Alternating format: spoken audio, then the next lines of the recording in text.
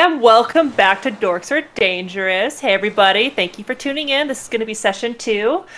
Kirsty, Hey we're about to everyone. we're about to figure out, hopefully, what's behind a secret door. And also, Decker is kind of a jerk, right? That guy got in my way. In the kind of way where move BITCH doesn't apply because that man is a large man. We can figure out how to make him move. We'll figure this out. I got you. But yeah, so we're on a ship now, and we're working with the crew. Boris is unchained, which freaked Nina out. Um, Turns out Vesper gets seasick really easily, so hopefully she's going to be okay the rest of the trip. And Lucian has been trying to count to 2 minutes a few times now, going 1 minute PP, 2 minute PP. So let's see if he gets to 2 minutes. And hopefully no one dies. That was a great recap, actually. That's exactly what happened last time. Please, everyone, join us today as we figure out all these things, or not. Because we could all have the worst roles in existence and end up dead. Yay! Yay! Without further ado, we turn it over to you, Bruce. Excellent. Excellent. Well done.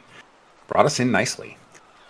So, let's see. Memory serves, we ended last session with everyone kind of joining most of the crew, having dinner.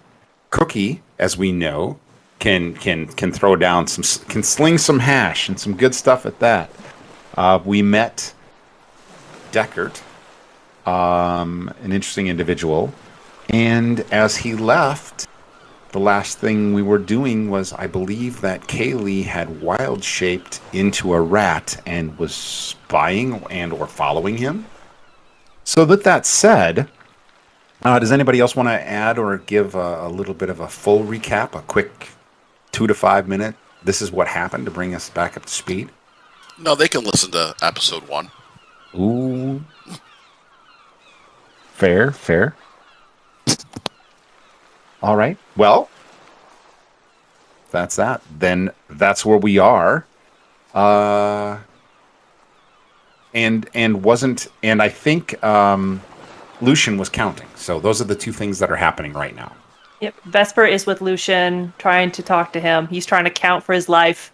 And Nina is at the steps on the opposite end of the middle deck, I believe, just wild shaped into a rat because she's going to either be focused on Deckard or the door he just put open to give food to somebody who he didn't talk to but shook and nodded his head at. We assume is a person. I think that's where we should open. All right. Then sounds good. We start Chronicle 2 Session 2 right there. So Kaylee. All right, so I have wild shape. I assume I'm across on the opposite end of the middle deck, from what I understand, or wherever across the way from wherever Deckard opened the door and then went down an adjacent hallway, or is down the same hallway and went to a separate room. So he's across. So on the ship, the stairs going down that you're at, or the stairs that went up are about a third of the way into the ship. So you've got your most of the ship is back where you came, if you will. Right. And they are kind of up underneath where the crew quarters are, if you will, the captain's quarters. So that back part of the boat. So around the poop ship. deck, underneath it. Got it. Okay. Correct. And so you are just at the top of those stairs, kind of peeking out. And if you remember, that area as you came up is the actual kind of galley area where it's kind of an open area where there is a bunch of cargo currently, but intermixed with that are also places where the crew can gather and relax and sit. Right. This is usually the place where they all hang out, but tonight they're not, and that's why. Correct. Because there was a bunch of commotion and happenings and fun gathered downstairs, and it just happened to be that's where they were. Got it. Okay. Well, and I believe last time no one was around that could see me, or at least we're behind closed doors. I would like to stick to the shadows as much as I can, use cover as much as I can to make my way over to the door that Deckard had opened originally. All right. So yes, you will without any trouble be able to make it to that exact door. So you are outside the door, and Deckard's room is closed. The door is closed, and he's on the opposite side of the hallway. Got it. Do I hear? Can I see under the door? If I can't, can I hear or smell anything? Interesting. You don't really hear anything. There's some creaking of the ship as it's going over the waves and that type. So you're not. It's probably slightly, but you don't hear any conversation or anything like that. No scuffling, no movement. It's really just more or less the sounds of the crew downstairs that you can hear lightly, and then the creaking of the ship as it moves. Is there light coming from underneath that door? Do I see shadows? Yes, there is. Yes, there is light. You also asked me about smell. Yes. No, you don't smell anything. Is there enough? I mean, other than perhaps the food, right? So nothing out of the ordinary. Is there enough of a gap under the door that I can peek or get my head under there to see without hopefully getting detected? You can probably jam your head underneath there, and maybe even squeeze underneath there. It's a ship, so things are. Right. It's not like a modern day ship, but it's there are clearly gaps. These quarters and these things were definitely added after the ship was built. Things have changed because it was in other forms. So the walls have moved and been restructured to a bit. So mahogany instead of oak. I get you. Yeah, sure. So I could see easily that with the swelling and the shrinking of the boards and whatnot, I could see easily that that you could probably poke your head underneath. Yeah. Yeah. So I just want to poke my head enough to see. I'm trying to not be detected by doing it, and I'm in the corner of the door trying to look in. All right. Well, as you peer underneath, you can see light, obviously, but there's you can see maybe the bed legs. You see various things throughout the room. Nothing immense. There's probably you can see a table legs, a lot of furniture leg type things, chair leg, that type of thing. You do see a crate, and like I said, you also do see a chair. And you might be able to surmise that if there's somebody in the room, they're probably either there or they're over on the bed. Right. Does the furniture in this room, at least from the legs, look nice, like well made? It looks about standard to the rest of the ship. Got it. Okay. And I can't see them, so they're either on the bed. How close is the bed to the door? The door is kind of in the middle of this makeshift hallway, whereas the bed is definitely pushed. Oh, sorry. I had it flipped, by the way. You're under the bow of the ship, not under the poop deck. Oh, so the other end. So it's the opposite end. Yes. Sorry, I had that backwards. So no worries. So these aren't the. Okay. Sorry. Go ahead. Go. No, that's fine. And so you can kind of see that as you look under the door, this room is decent enough size where the bed is all the way to your left as you look under the door, and there's a little bit more room to the right, and then like I said, there's a chair directly in front of the door. So the door, you would surmise, is kind of in the middle of a wall. So this cabin is a decent size. Okay, so this is someone that can afford the space. And this is not a passenger ship, so who's the passenger on the boat? Oh, this is stupid.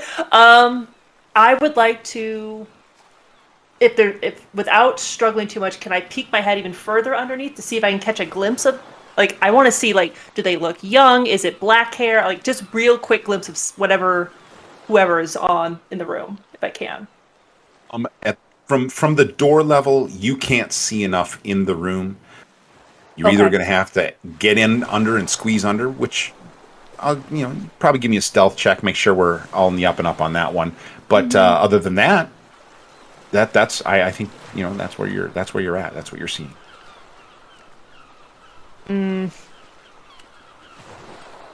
Okay. instead of This doing point, you've that, made no noise. You've made no yeah, noise. You've been very that's successful at making zero noise, no claws, no scratching. Your good. head is definitively under the door completely right now. And Mhm. because your head can kind of fit under there, you can guess that you can probably get the rest of your body no problem. All right, I'm gonna try it. I'm gonna try and stealth my way, and I want to get under the closest furniture as fast as I can from there. That I All can right. see. I'm gonna then let's see. Give me a stealth check, just one. Oh, it's a natural 19. Nice. Oh! You take your time. The slickness of your fur allows you to very gently squeeze under the door. You are in the room, not in the corner, because there is no corner where you're at. But the bed is to the left, and the room is kind of shaped a bit like a T, and you're at the top of the T. So, Okay. but it's a really short T. So there's a little bit of a stuff to the area to the left where the bed is. Looks like there might be some sort of storage down the other end, and then there's definitively a chair and a table. Actually, two chairs and a table in front of you, with a lantern on the chair, and someone's definitely sitting in the chair. What do they look like from the back? From the back, Because I assume I'm looking at their back. yeah, you see. All you can tell is that they have it's kind of dark in here. It's not great. It's only got one lantern in it. You can see that I have best dark vision. guess. Yeah, best Okay. guess is that, but you're seeing the back of their head, Yeah, like you yeah. said. So, Yeah. probably male, short black hair, a little bit No. curly. Okay. Human looking or pointed ears? You don't see pointed ears. Skin color? Humanoid. Okay. Again, back of the head, you see hair. And at Okay. this point, the hair it's as your eyes have adjusted to this dim light, it actually lightens up slightly. It's not pure black. It's basically a dark brown. Okay. I would like to scurry my butt over to the bed and just see if I can catch the side of the face. I want to see how young or old this person looks, Right, very good. or if it's someone I know.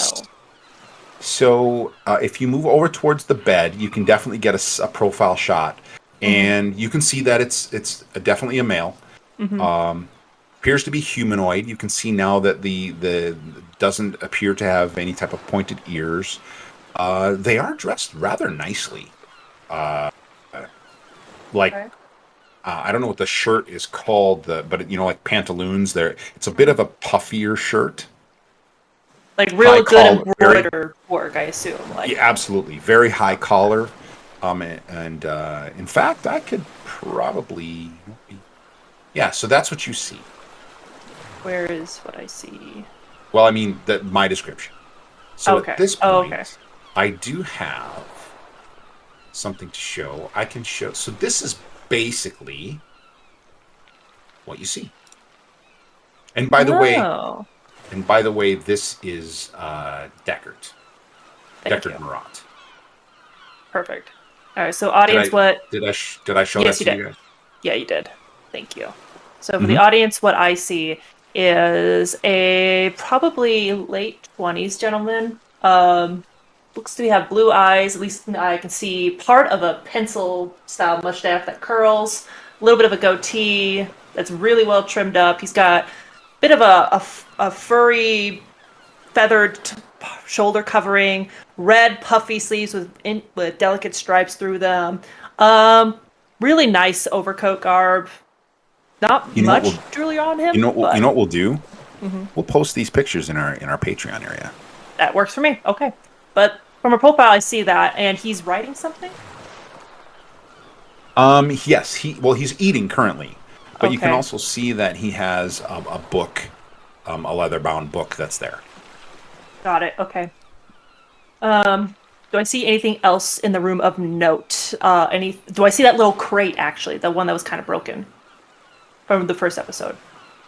So you don't see the crate, but Okay. you do see some sort of chest or something down on the end. Small chest, big chest? It's pretty good size. It's a pretty good size. I mean, it's probably I would say a solid 3 feet wide, foot and a half tall, foot and a half deep. It's a good size. And it's locked. I assume, is there a lock I can see on it? Yes, you can see a lock.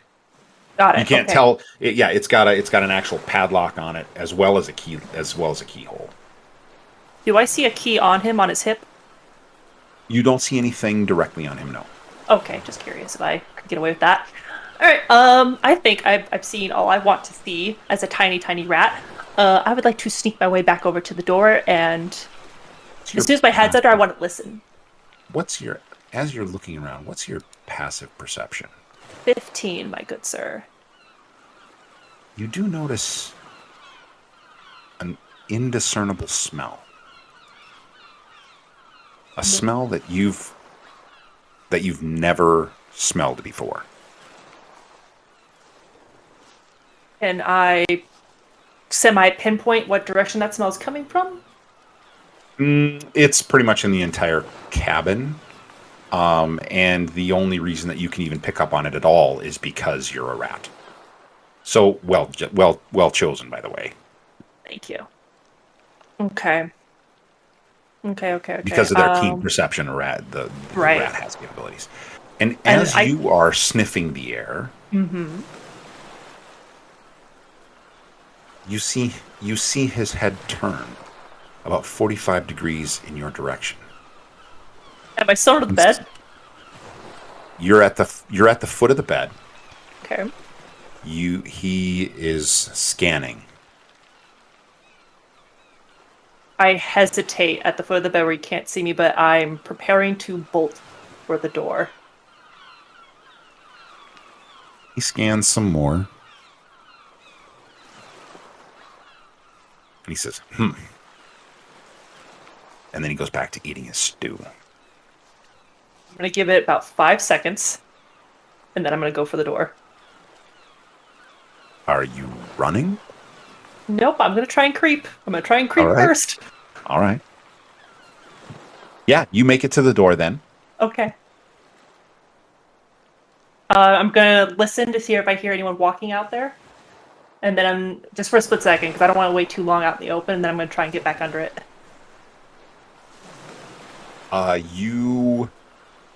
You see from what you can see, you don't see anything left or right. You see the light coming from Deckard's room under the door. You don't hear anything immediately, loud steps, footfalls, or anything like that. It seems pretty clear, as far as you can tell. Okay. Yeah, we're gonna go under the door then, try and get out. All right, yeah, you definitely can squeeze out. You're pretty familiar with the mini terrain now, and I'd say that you get out. Yeah, you get out pretty quiet. You feel pretty confident. Oh, I don't like that. Okay, we're gonna go for gold. I want to go see if I can peek under Decker's door. Sure, absolutely. You are at Deckard's door. You can see underneath. Very similar, much smaller room in comparison. And in fact, it's basically what you see underneath there is you see a bed. You can see the 4 feet. It's near the wall on the edge of the ship. You can see again the same things, the nice. The decent of the mahogany versus the oak. It seems also to be a pretty nice cabin. Okay. I'm not gonna go in there. I just wanted to see if I saw anything immediately that was kind of like, ooh, that's interesting. So Nina's poor heart is beating 1,000 miles per hour. She was like, this was a mistake. I'm freaking out. I need to tell the others what I saw. So she's gonna try and carefully make her way back towards the where she came from and wait to make sure no one's nearby before she wild shapes back, if possible. All right. Yeah, you can easily make it back to the stairs without any issue. Cool. As long as I don't see anyone, I'm going to come out of my wild shape. So, Boris, while they're conversing about this, what are you doing? I am drinking and conversating with the crew members, with the new sign-ons. Excellent. You Well, do notice the group kind of your compatriots gathered. You mean these three ding-dongs that want to take me to jail? Yeah, pretty much. Yeah, use that compatriots term very loosely. I did. I felt it loose, very light. Yeah, I could care less about them and what they're doing. So I am going to continue to laugh and joke and make friends. All right. Are you looking for anything in particular or asking any specifics? No, I'm just bullshitting You're- with them. Just I the think way. you're over with the new group, right? Yeah. So that consists of there's a Jim, a John, a Jack, the whole thing. These guys are all on board to try and get some money because they heard it was good pay to get to the other port. Okay. Yeah, I kind of find out why they're here, even though I'm really not interested. But people like to talk about themselves, so I will let them talk, and I'll nod and agree and joke and work my way into, an acquaintanceship at least with these guys for now. Sure. While you guys are all talking, you're gathered there. You're gathered there. You do see somebody come down. Just one of the deckhands. You're not really sure. He leans over to Cookie. He motions to a couple of the other crew, and you see them gather up 4 or 5 bowls of food. And you hear him say, "Yeah, head on up take these up to the captain." And Mister, he rattles through the whole crew, and he's feeding them. Okay. Nothing unexpected at all. Nothing unexpected. It just happens right then. I'll join in with the menial labor portion of it and grab a bowl to take up to somebody. Sure. Okay.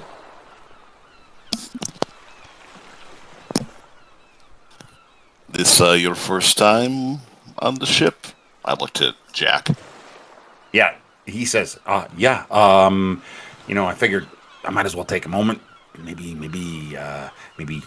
help serve the crew, maybe even the captain if I'm lucky, and getting good. Maybe I can get on a second voyage. I hear the pay is pretty decent. Does the pay continue to get better with each voyage? Well, yeah. If it depends, it depends on what they're hauling. This time it's a lot of mercantile. We've got some fine threads down here. There's some silk.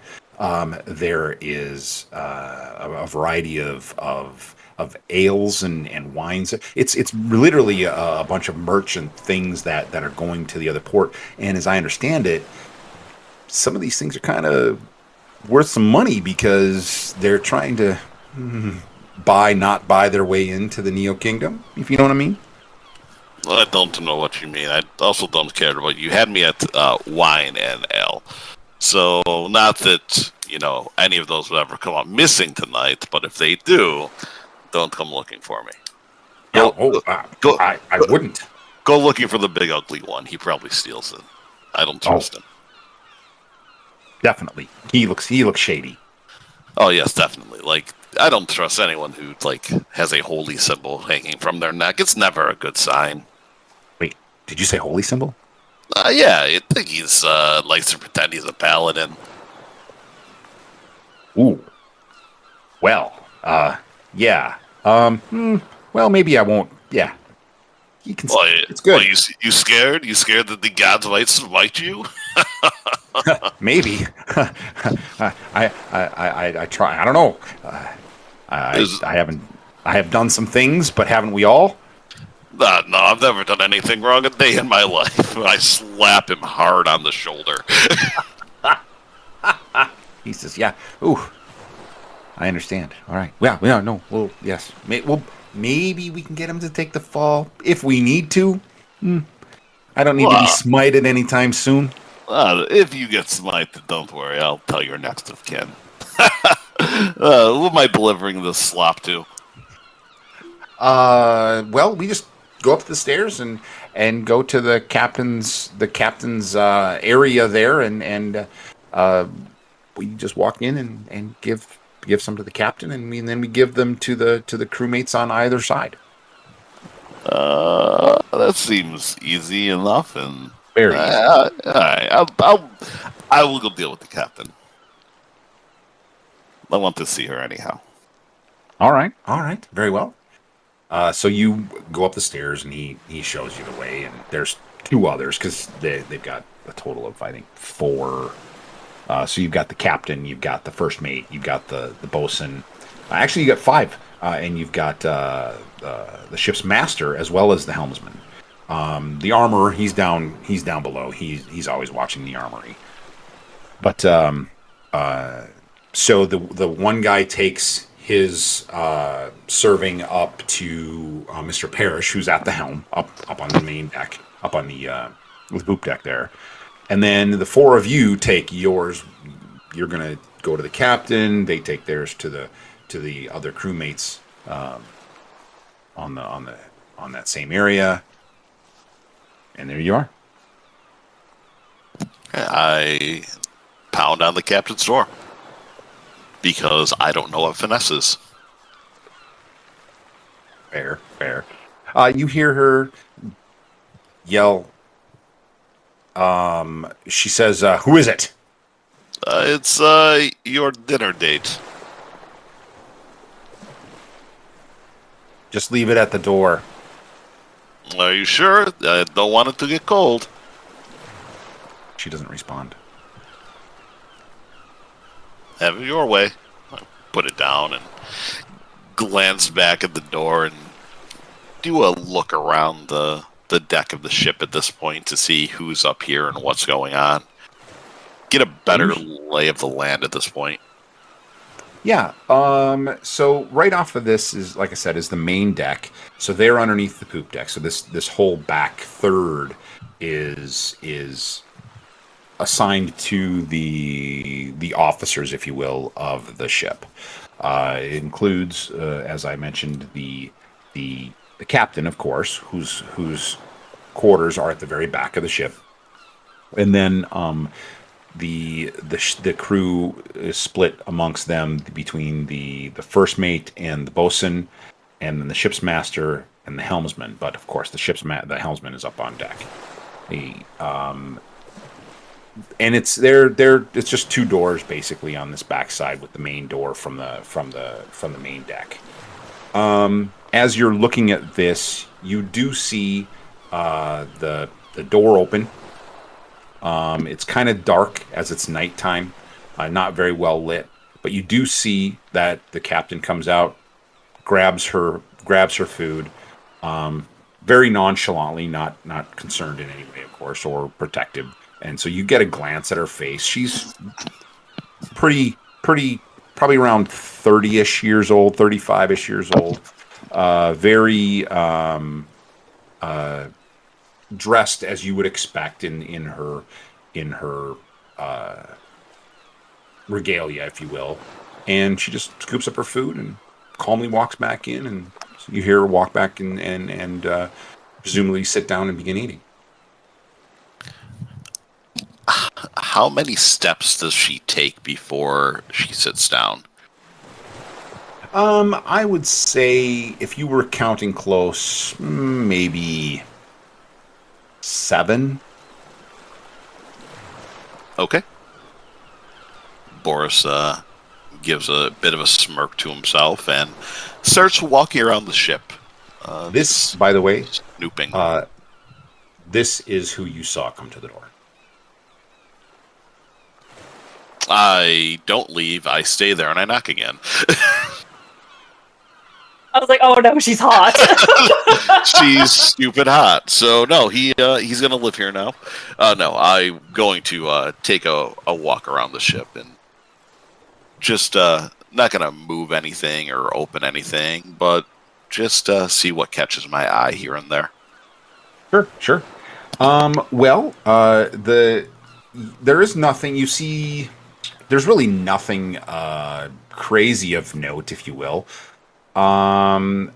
You do see a couple of rowboats off to on the port side of the ship.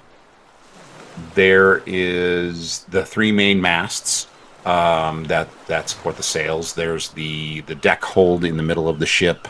There are all the things that you have been able to see about the ship normally. You do notice Mr. Parrish at the helm.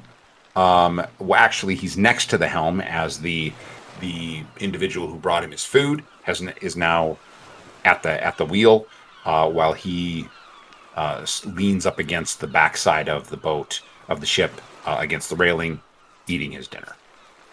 And that's really, and there's lanterns. You can see pretty decently well, but it's getting dark. Okay. After a while, I will find a place to hold up, and I'll post up for a while. Okay. You don't really, as you're waiting, get the hour goes on, and you don't really see anything of note. You see a crew hand come by here and there. You do see the ship's master come up and talk. He's you hear Mr. Parrish refer to him as Mr. Jacobs. He says, "Hello, Mr. Jacobs. Hello, Mr. Parrish." And they go back and forth about. He lays out some charts, and they look to see which is you can easily tell that they're talking about the direction of the ship and the safer waters and that type of thing, the typical navigational type things. But other than that, typical comings and goings of crew members moving across the ship as they may. Okay, sounds good. He's just gonna, like I said, post up, casually watch people, kind of stay out of the way, and just watch for now. All right. And let's go back to you, Nina. All right. Again, you don't see anything. You don't hear anyone. You come out, no problem. Okay. I need to find the others. I'm gonna, as soon as I see Vesper and Lucian, I'm gonna walk to them first and just there's a small smile on her face, just oh, that was refreshing going up top for a little bit. And she's gonna sit with them and go, "Do you two have a moment?"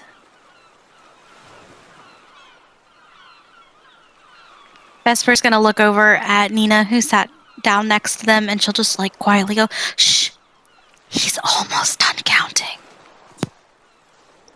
Maybe I'll just hear loose and go, 115 Pippi, 116 Pippi, 117 Pippi, 118 Pippi, 118. And then he's going to look up at Vesper, look her dead in the eyes, and go, I think I have a problem. She didn't tell us where she went. Vesper's gonna point to Nina. She's gonna wave. Hi. Oh, good. So, hey, right on time. Exactly. Thank you for keeping track. So I found some things. I don't necessarily know if we want to talk where everyone can hear. And I'm saying this to Lucian in Giant first, but giving Vesper a kind of look that's saying, I'm going to tell you in a second. But let's keep this to ourselves for now. Like what I'm saying to you. Can we get you and her together up top during a break so I can talk to you guys? Or down in the hold. Can I meet you down in the hold tomorrow?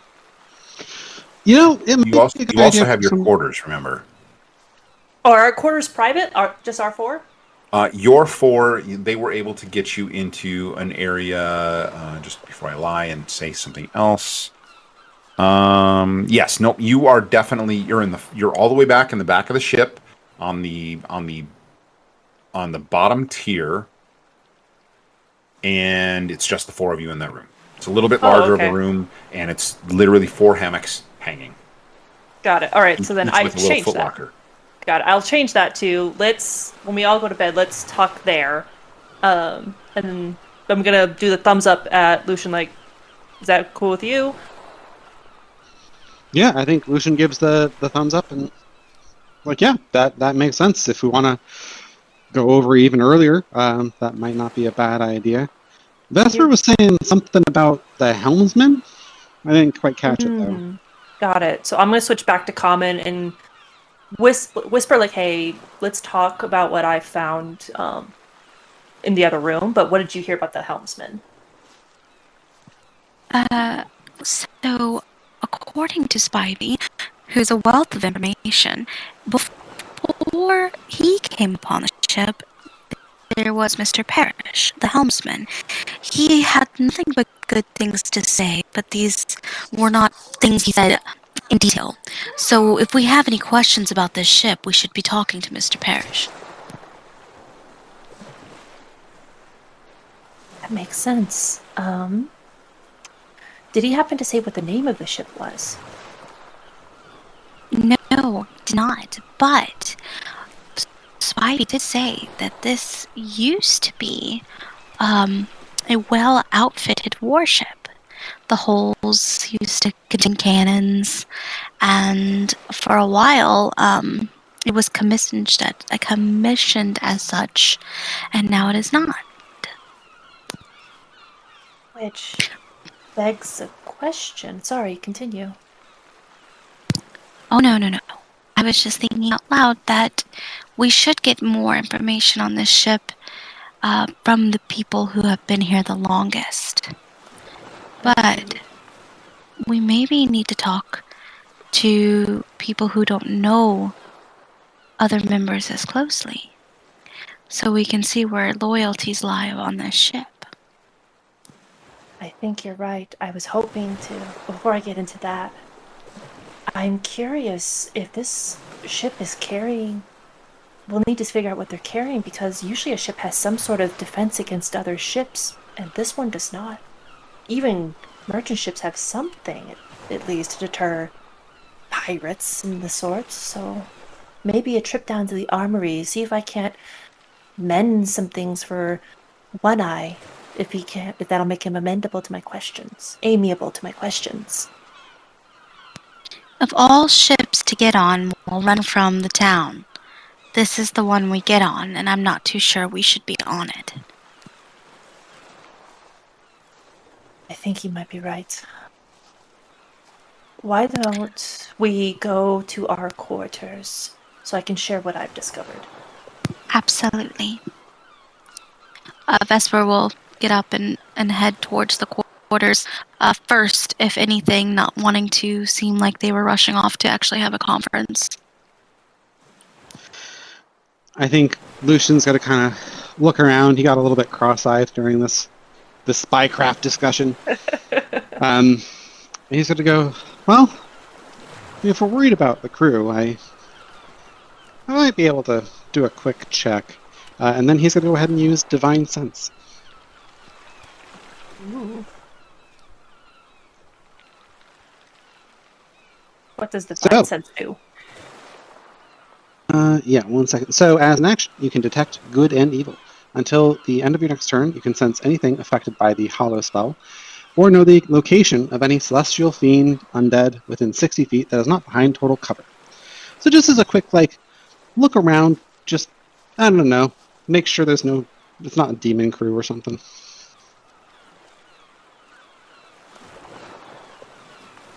So, Bruce, demon crew? Interesting choice. So,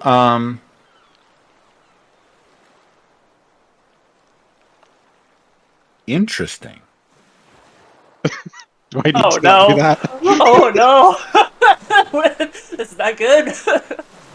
Paladins. So this is specific. Divine Sense, and correct me if I'm wrong, Johnny. Is specific kind of to strong evils. I would say it wouldn't. Fiend, undead type of thing. I don't think it would pick up the random swashbuckler who maybe stole some shit. Right. Well, it's whoever would have evil on their alignment chart. Intentions aren't evil, but right. Your paper words are evil. Right. And that's why I said it was interesting. So it's different. rules and whatnot.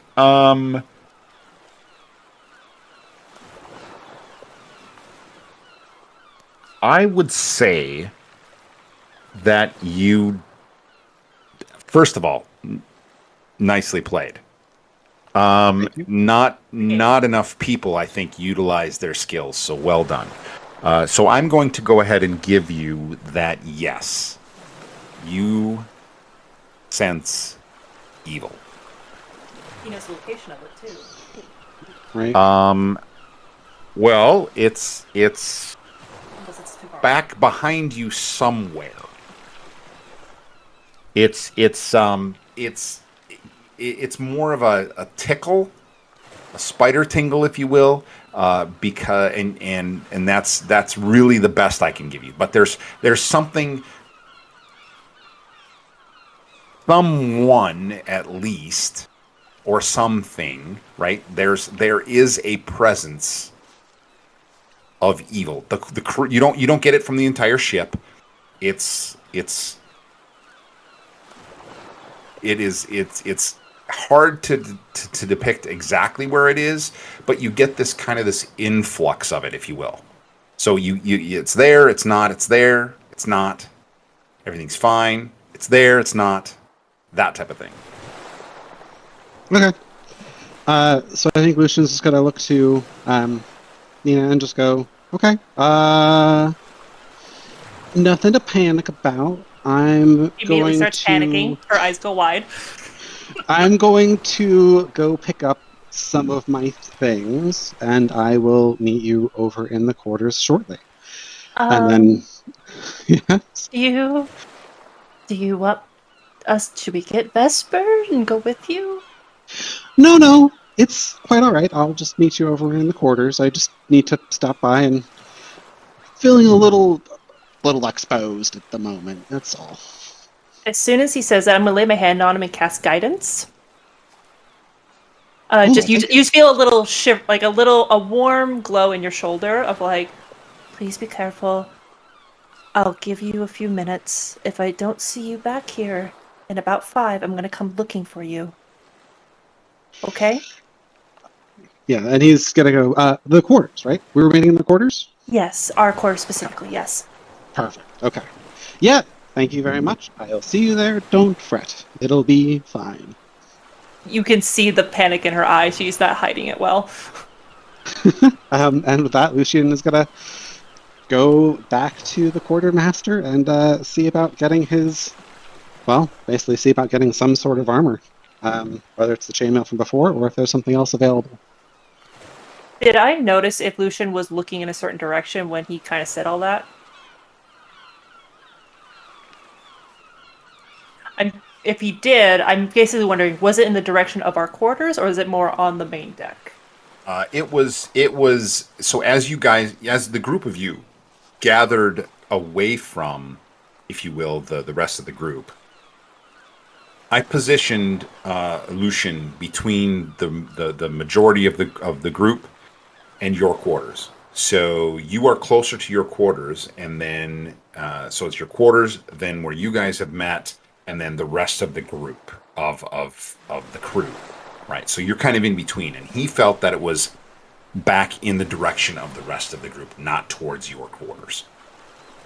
But he didn't relay that, so I have no idea. And okay. So Nina, feeling that panic flutter in her chest, is going to try to walk calmly to their personal quarters, but she's got a bit of a hurry in her step as she goes to find Vesper.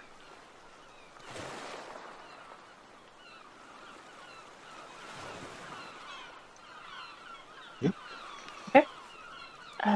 Vesper. So I told him 5 minutes, but I don't know we should necessarily wait 5 minutes. Lucian sensed something, and he went to go get his armor. Can we go get him? Go with him? She's like jittering. Her fingers are like tapping together. She's kind of stamping one foot repeatedly. Looking at you, she's very jittery and nervous right now. Vesper's gonna rush over to Nina, and she's gonna clasp her warm hands around those jittery jittery limbs, and just take a deep breath in, and take a deep breath back out so that Nina can sense that she's being patient and calm, and hopefully that warmth kind of floods into her, along with the way that Vesper usually speaks in calm tones, and she'll say, okay, we can calm down. I know this seems a strange ship. I know we're in the middle of the sea. I can't swim. Can you swim? No, wait, let's not think about that. Oh This will God, I be can't okay. swim. Oh God, It's I can't okay. swim. We'll just swim on things. We'll find a Did you barrel and just we'll slap her float. cheeks? Yes. she's like tapping her cheeks like, it's Okay, stop slapping me. Okay. Okay, well, act normal. Well, honestly, Vesper takes a second and she looks up at the ceiling as if pondering. We are women on this ship. Women that aren't necessarily known to have skills. So maybe they'll just think we're normal and having jitters or something. This is just Vespers of women. Yes. Yes, let's go. You're right. Let's Yes, go okay. get the Okay. Oh God, I'm ship. gonna puke. Oh God. The entire crew goes silent. They are all looking at you right now with eyes the size of saucers and trying to ascertain what now? I'm sorry. I'm having a bit of a panic attack. It's fine. Go back to your meals. Oh, I just need to get up to the top. I just need to get below deck, not see stars. But just have a good night. She's talking way too much as like She's talking so fast. She's talking so fast, but Vesper's just gonna talk over Nina, and she'll just say, "It was just some of the best food she has ever eaten. We have to get some air." Great, yes. Cookie, you and I should talk. I think about engagements in order. Oh God, just get me out. Cookie's got a smile on his face because he took the compliment, but everyone else is just flabbergasted. You should try with the herbs, the dried ones, the oregano. Perfect. Bye. And I assume we awkwardly make our way down towards the armory. You, not counting all the staring, you seem to make it just fine. Okay. Is Lucian there? Without any real incident. Again, other than staring. Perfect, that's fine. Nina will fall into a puddle of anxiety later. It's fine. Is Lucian there? Yeah, I was gonna say, how far ahead did I make it? Did I make it to the armory while this is happening? So, yeah, you're at the armory, you're in the armory, you're about to address One Eye, and these two scuttle right up behind you. They're very hyper. Lucian, can you swim? I cannot. Oh, we're on the ship. Oh, yeah. We're going to die. Oh God. Ooh. Oh God. Oh God. Oh. Well, I guess that is why I took off the armor, because I was kind of thinking it would be a problem. But now that you mention it, I don't know how to swim, so I don't. Yeah, I might as well get it back. So, One Eye, good to see you again. I was wondering if I could have my stuff back. Just feeling a little bit exposed now that it's, getting a little bit later. Or if you guys have anything for general crew use that might be a little bit of an upgrade, I would greatly appreciate it. Old One Eye, sitting in his chair, feet propped up on a chest, tilts his head up,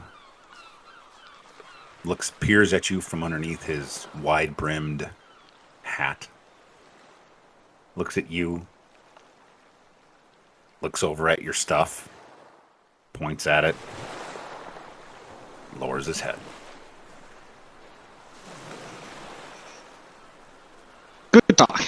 Good talk. And then Lucian's just gonna walk over and grab his chainmail and his shield. Then he's gonna look back over at One Eye again and say, I think we've gotten to know each other a little bit. What with the nonverbal cues and such, I think I can appreciate a man like that. You wouldn't happen to have any advice on, I don't know, who's who around here that we should maybe watch out for? As you can see, my companions are a little concerned, but you're a good salt and earth kind of guy. I'm getting better. I'm sorry. Okay. One Eye, in all his very deliberate, slow, calm movements as prior to this, snaps to, jumps up, and stands directly in front of you. Looks at you right in the eyes with his one eye. Is he looking at one eye, or is he going back and forth between them? Is he? He's just looking at you. He's just looking at you. He's like right between the two of them, right in the middle of your head, like right in the middle of your forehead. Okay. Lucian's just gonna go. All right. Okay. So I'll take that as not too thrilled. Was it the accusation that maybe we should be worried about some people in the crew? Was it? He looks at you and says, "We'll go." This is the finest crew you'll ever see. Perfect. Yeah, I was thinking something along that nature too. I mean, your cook is named Cookie. Like, surely, like you guys are wholesome, right? And Spivey's awesome. Old Spivey. I like Spivey. He brings me food.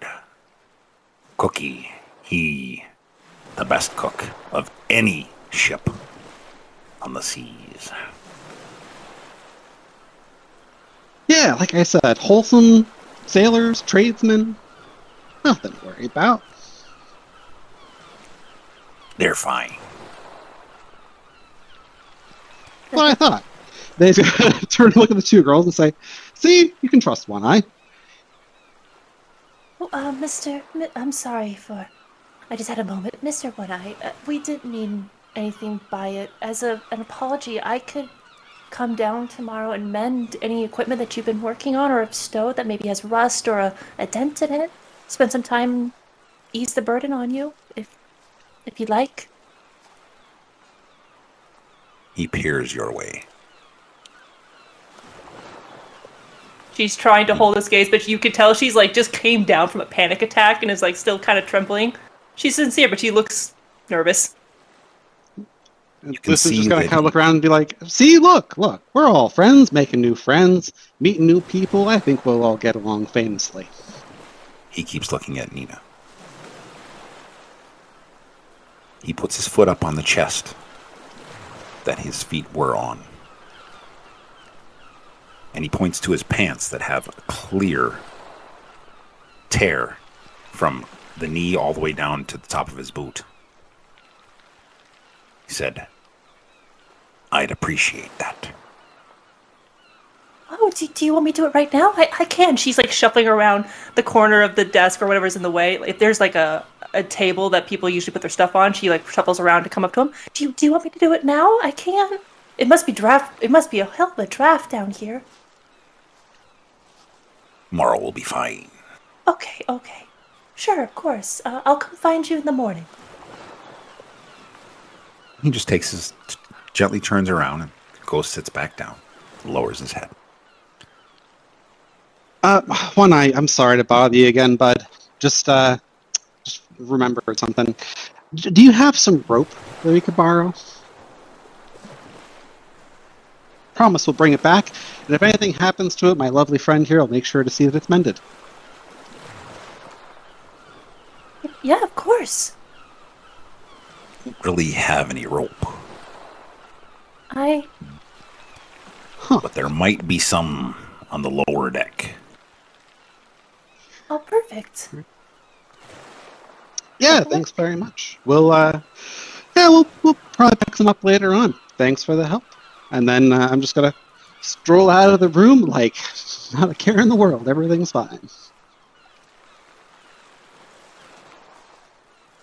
He's just really not a talker. You can tell that he's deep in his own thoughts. Or not. he's just kind of a really passive. Yeah, the kind of like stare into a book and not actually read kind of guy. Yeah, you can relate. Oh, I'm so sorry, Mr. One Eye.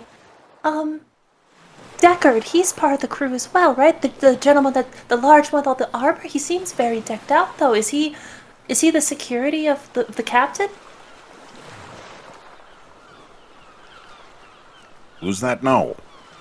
I don't know anyone named Deckard. Oh, you may have not seen him then. He's in a lot of armor. Very boisterous laugh. I know a lot of people do, but if you saw him, you would tell he's quite large. I think he joined when at the last port. Can't say that I do. Okay, well, I was just curious. Thank you though. We'll leave you be to your evening. Did you get dinner? Hi. Vesper's gonna flash him just the most charming, prettiest smile she can muster, and she's just gonna toss like some of her hair over her shoulder and just give him like this warm smile. He doesn't even see you. His head is this whole time. It's as soon as he sat back down, his head is down, and he's just talking to you through his wide brim. If you want dinner, we can go get something. I've already eaten less. Oh, okay, of course you have. Never mind then. Good Okay, evening. Nina, we should Okay, yes. back away now. Yep, let's go. Have a good evening. I'll see you in the morning. Vesper's Bye-bye. gonna like grab her arm around Lucian and kind of like pull him along with them. I think Lucian left us in the dust. Yeah, I would say I don't know how far ahead he got, but the plan for He Lucian gone. was just he's going to go straight to the quarters like we all agreed. We all agreed to be in the quarters. That's where he's going. Oh God, He's got You- triple R stride too, so he's like. He's there. I think you've experienced One Eye to his trueness. He is clearly the best choice for the armorer. He's the guy that you don't. He's in charge of this area, and everyone who's around respects that absolutely. On our way back, do we clock Boris? Or is he up? Good question, Boris. So this is probably happening about the same time that in that hour that has passed. The night, they were discussing things, and the night is starting to carry on. You're on deck. They're one deck. They're two decks below you. I probably wouldn't have noticed them go down because I don't think I would be anywhere near that area. Yeah, no, you went up. Just Yeah. wondering where you're at this point, because they're on the lower deck in the front, near the Yeah. bow of the ship. You are in the middle on the main deck. I'm still there. I'm just watching, looking out over the ocean from where I am, up at the stars as Yeah, they start sounds to good. come out. Like I'm not doing anything out of the ordinary or suspicious at this point. Yeah, you'll notice that the air is cool and crisp up here. You know, there's a nice tailwind behind you. You seem to be making great headway. It's very nice, calm, solid wind at your back. Decent seas. Nothing alarming you at this point. Very calm, smooth sailing. I wouldn't know what to look for to be alarmed anyhow. So, yeah, I'm really not doing anything. I'm trying to maybe in the back of my head figure out what my course of action is to get away from these ding dongs. Sure. But other than that, I can't go anywhere. They can't go anywhere. None of us can do anything. So we're stuck here for a few weeks. They said, right? So, 2, I think, gets you from port to port. yep. So, Assuming everything goes well. just wasting time for now. As you're up there, you see some of your crewmates, your newfound quote unquote friends, if you will, walking by you. The Jack, the Jim, the John. They say hi. They come and go. They enjoy the night sky, same as you, leaning against the deck. In your conversations with them here and there, the pretty much mutters the same. You find that every single one of the new crew members is here because they heard of this particular voyage pays better than the rest that have been previous to this one, because this one is kind of important. After bullshitting with them for a bit, maybe I'll wander back over towards the captain's quarters. Mhm. I'll just start hanging out over there for a while. You can see in such as the hour is starting to get a little bit later. The bosun goes in and talks to the captain. The Mr. Jacobs comes down from navigation and talking to Mr. Parrish. Updates the captain. You can hear murmurs here and there. You can only assume that there's things like that. And then, of course, you see the first mate. He's the last one to go in after everyone's gone in and talks to the captain. They're in there for quite a while. Okay. Well, I don't interrupt them. I may just throw an ear in that direction every now and then. Sure. But otherwise, I'm just wasting the majority of the night until I have to go to sleep. All right. The rest of you, you're back in your crew quarters. You're armor bound and whatnot. Right. Well, so I may or may not have wild shaped into a rat and followed Deckard. And instead of going into his room, I went into the room across from him that he knocked on 3 times. He didn't say a word, just shook and nodded his head a few times. And then handed food over and went to his own room. There was a man in there, very well dressed, possibly nobility, actually. And I describe his faces to them. And he was writing something. I could see a leather-bound book on the table. Across the room from the bed, there was a chest, a fairly large one, that was padlocked and had a keyhole. But I couldn't see a key on the man or anything. And as I was starting to leave, he looked in my general direction. He couldn't see me, but he looked in my direction like he could possibly detect me. And there was a smell in the air. I'm not sure what it was, but he didn't seem to notice me, and I was able to get out. But yeah, that's what I found out. And Deckard's room seemed unremarkable, but I didn't feel like getting crushed, so I didn't go in. A smell, you say? Yes, there was no word for other than indiscernible. It's something like I've ever smelled before. Everything is discernible. Just because you haven't smelt it before, Nina, doesn't mean we can't pinpoint it. Now, think back. Was it a musk? Was it a floral? Was it a citrus? Was it a fruit? Was it sweet? Was it harsh? Was it like an ocean air? Or was it thick like patchoulis? Would I be able to recall into my memory, or would that be a roll, or... Let me see. I'm not... Maybe a musk? Vesper has been raised, if I'm not mistaken, Mr. Dungeon Master, literally to be a fancy woman of night. And she has lived a well-knowledged life of perfumes to wear to attract suitors, what flowers to always have around you, what color is going to catch someone's eye. Like the sense of fashion and scent and taste of entertainment and intrigue is like ingrained in her system. So if Nina can recall some of the notes, could we put them together like a puzzle?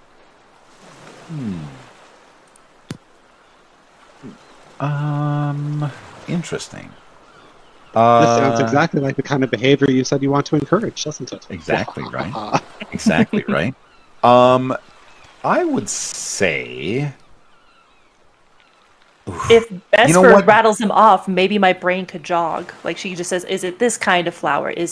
Was it a rat's musk, like a creature's musk, like stuff like that?" If she can rattle it off, maybe but Nita's brain will be like, "Oh yeah, that does smell like that." Because Nita's been out in nature; she's smelled a lot of things. You know what? I'm going to straight up go ahead. Go ahead. Oh, I was just gonna say Lucian's probably joining in too. Be like, yeah, did it smell like a dead body or like a candle or? And he's just gonna start like trying to be helpful. He's gonna be real vague though, like, but he's gonna try to help too. The dead body, she goes, I hope not.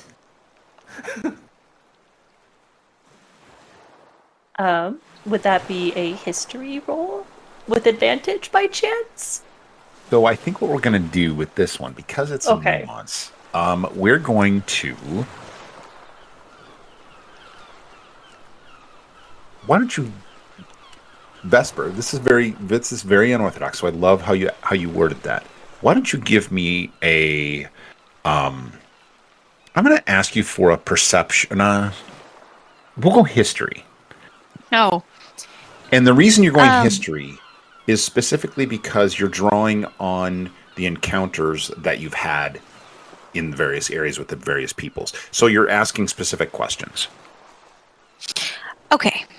Would it be before the roll? Would it be with advantage because Nina is like, yes, it was that. No, it wasn't that. I don't think so. Maybe.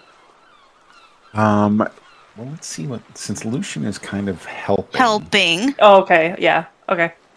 So I would could we say get- yes with advantage. Okay, here we go. And then, Oh God. so maybe you're asking right now. Your questions are very smattered. Could They're kind of all over the board. So I'm well, going to ask for a specific survival roll from you, Nina. interesting. From me. Yeah. Okay. Before she does that, could in the situation I use my bardic inspiration on Nina to almost, like I said, inspire her memory,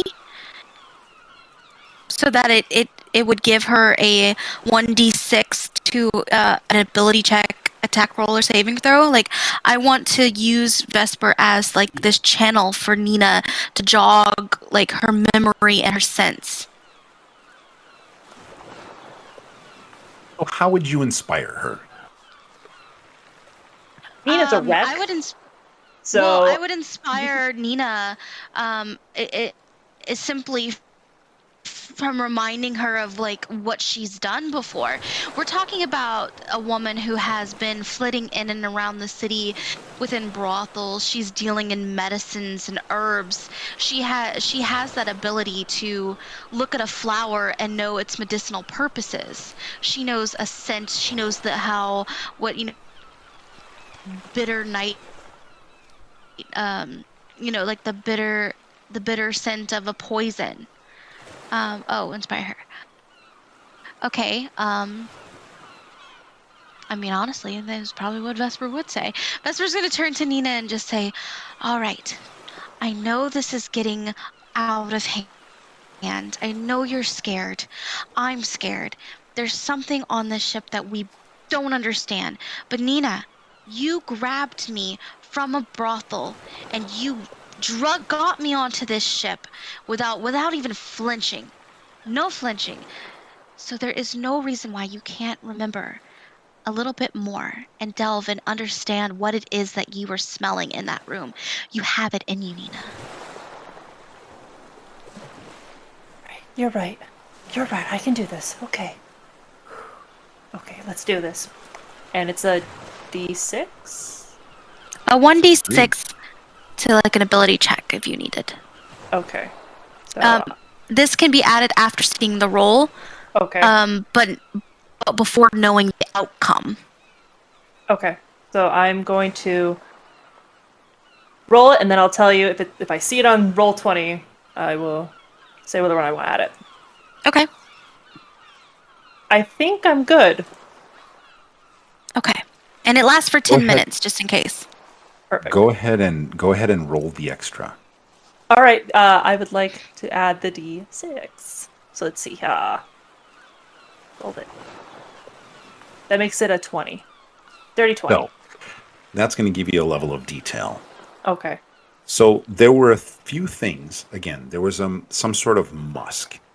At the best that you were able to discern, it was there was a variation, and the reason you couldn't pinpoint it down was because it was bestial. Oh, okay. And you, racking your brain, you noticed, if you remember, you saw a fur cloak. I did. On his shoulders. That's right, I did. Oh my god. The smell, it's... So I turn into creatures all the time, and I don't know why I didn't gather this. It smelled like a beast, an animal, a creature. And what I remember... And I say that he was wearing some sort of like fur cap thing on his shoulders. And the way he... black. Jet black, specifically. Very kind of wiry, long fur, but also you noticed that there were a couple of other animal type drapings in the room. You remember seeing the head and potentially cowl of maybe some sort of large cat type creature. You saw one also of a very large elk. It was as if there were some drapings back in the corner, back by the storage area, and then right above him where there were his quarters was very specifically made to make him feel at home, make him feel comfortable, in akin to his attire and his station. When he looked at me, did his nostrils flare? Would I have noticed that if his nostrils were like flaring? Like he's sniffing at me. Or for me. Maybe. So the scent was coming was in the room in general. It was like covering the room, but it was so soft that's why I couldn't pinpoint what it was. And it's right, because exactly. I didn't notice the stuff. So, okay. Exactly. There was a definite, like I said, a musk there of a predatory animal. Thus the cat, the big cat you saw, and then there were a couple of others there. It was Would it have definitely been? there. Would it have been a stale smell, or like it was in? I know it was very slight, but would I gleaned that it was fresh? It was fresh. Okay, got it. I relay that. So it's not. So I relay that the animal pelts are in the room, but it wasn't like it was stale and old from a hunt, or maybe it just left over from the creatures, but maybe coming from him or his bedding that was under his bed. Yeah, you weren't uncertain. Yeah, but I relay that probate is fresh though. Yeah, it was faint, but fresh-ish. I mean, it didn't smell like rotten flesh or anything. No, yeah, it wasn't it's like, too. Yeah, you can tell that these were done well by tanners and whatnot. So but it definitely had that this is a trophy room feel to it. Nina's like, oh god, I was a rat in a hunter's cage. Oh god, okay. Okay, don't panic, Nina. Nope, we're not gonna panic. It's okay. We're not gonna panic. There's so many other things to panic about. Now that we understand the scent was coming from him and it was animalistic. The room, I don't know if it was him still. I don't 100% know. Well, maybe. Well, what would he be doing on the ship, and why are they on this ship? I think this Lucian's gonna shrug and be like, I could go ask if you want. No. Actually, Lucian, when you sensed something, was it in the direction I went? I believe Bruce said yes, but I want to confirm with you. So. Yes. Yeah. Okay. Cool. Yep. Trying to think. So I don't think that Lucian is going to actually tell you that information at this point, though. Okay. Oh, I think he's keeping that. he doesn't want to freak anybody out, so I think he's just keeping that he picked something up to himself. He did say, like, don't panic, though. Okay, Yeah. so I've asked the wrong question. Okay. He might not be great at hiding that something's Got it. up. But yeah, he's. I don't think he's gonna get into the details and be like, oh yeah, no, there's an evil presence somewhere on this ship. We should all be worried. He's not gonna do that. So she's going to look him directly in the eyes and go, Lucian, you said don't panic. And not telling me is going to make it worse. What did you see, smell, taste? What sent a shiver down your spine? I don't know that it was a shiver.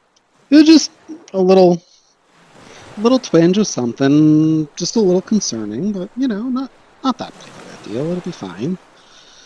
Just a little smell, a little bit of a noxious scent of something. Yeah, maybe a little bit evil, but that's all. Which direction? And then he'll basically say what direction of the ship. I forget if it was towards the bow or towards the rear. oh, where the direction she was talking about earlier. It was towards the bow, opposite of your quarters, which is at the aft of the ship. Gotcha. Where this guy is. The stern, yeah. Opposite the stern. Vesper is gonna start pacing around the room, and she's not panicking. It's very clear to see that she's kind of thinking, and then she's gonna just stop and slowly turn towards her two companions. I think if there was anyone who might have a great idea without an ounce of fear, it would be our new pal Boris. Maybe he would know a way to get in the room, or even get information about it that we can't do. After all, he was wanted at Bluemore, almost everywhere, for almost everything. I hate that you're making sense right now. I really do. But yeah, we may need to get him involved. At least, if nothing else, to cause a commotion, or maybe he can get into the lock. You're right. She's gonna look at Lucian. You made friends with him, after all. You let him go. So maybe you could get him back. That was real sassy. Lucian's gonna look at her kind of. I don't think he particularly likes me very much, but if you think so, I can give it a shot. Sure. What if we sweeten the deal? He's a man of pleasures. Coin probably would be his interest. I'm really glad you went with coin, Vesper says coyly, crossing her arms over her chest, almost protecting yourself. Nita blushes so hard. It's like, this I would Never. Gee, good God. Oh, now I'm all flustered. No, yeah, coin. I mean, if it's something in the room, maybe he just gets to take if there's any shiny things. Or from Decker's room. Decker's got a really nice set of armor. He really does have a nice set of armor. I mean, we can't go snatching it while we're on the boat. That would, walk around with that on might. Do you think he sleeps in it? He probably doesn't sleep in it. Do you think he sleeps? I am not finding out for us. I'm a little anxiety riddled at the moment. I don't think I can go do that again and find out if he does. Not tonight. Maybe. I mean, I could. Should I? I could. Well, if you guys want me to go talk to Boris, I can go talk to Boris. And then Lucian's gonna just walk out of the room and head over towards. Well, does he know where Boris is? Lucian, before you go, Lucian, before you go, just reiterate. We're happy to pay him for his help. In coin. He's Coin. probably he's probably gonna ask how much. He can come talk to us and find out. What else would we pay him in? I don't know what else is on the ship, so I'm not sure. Huh. All right. And then he's gonna. Again, I'm trying to think. Does Lucian know where Boris is at? Last you saw him, he was with the crew. Well, I think Lucian is just going to go, oh, that's not that big of a ship, and head off trying to find Boris. While this is happening, I'm gonna turn to Vesper. Do you want to come with me and see if the helmsman is still up? Actually, it's really good you mentioned that. Before they go off to find that helmsman, Vesper is going to dedicate 10 minutes to sitting Nina down in a chair and brushing her hair and just like getting her to just relax and basically like do everything she can on this ship that she could just to get Nina into a place of calm before they go off to gain information from Mr. Parrish if possible. And as you Yeah. start to brush, you hear, I would say, yeah, you calm her. You calm her quite well. and she's gonna grab your arms and say, "Thank you. I'm sorry that was a lot." And I'm going to cast guidance on her. Oh, You feel a little bit of warmth in both your shoulders. God, we're like our own personal spas. The best spas. All right. Whew, I'm better. Let's go. Let's go find the helmsman, whose name escapes me in the moment, Mr. Parrish. Mr. Parrish. Well, you spend, you know that he's the helmsman, so he's up at the wheel. Your 10 minutes goes by, and then you make your way up to the main deck. Lucian, in your, you remember that after looking around a bit, you would remember that you saw Boris take food up with some of the other crew to the captain and the head crew. Cool. So Lucian is going to make one quick stop to try to pick up some rope, and then he's going to head up to where the captain's quarters are. No problem. There's plenty of rope on the bottom in the hold. You see some. It's obviously they're coiled up for ship's use. Perfect. Yeah, he's not going to grab a whole bunch of it. Just maybe like 100 feet, give or take. It's kind of heavier rope. 100 Okay. feet might be a lot for you to carry. I mean, you're capable of carrying 100 feet of rope, and nobody would think two things about it because you're a crewman. But No, it's just for a smaller thing, so I don't think he's gonna. Yeah, I guess it's the big thick stuff. you could probably easily attach 10, 20 feet, no problem. It's like I said, it's just slightly larger, and 100 feet of it would be noticeably heavy, but Noticeably, but doable. no, maybe just let's call it 20 then. Would 20 be enough for him to haul around without being too big? Okay. And I don't think it would be too. I think you could probably even stuff it in a backpack type thing if you had to. Perfect. Yeah, and then he'll head up towards the captain's quarters.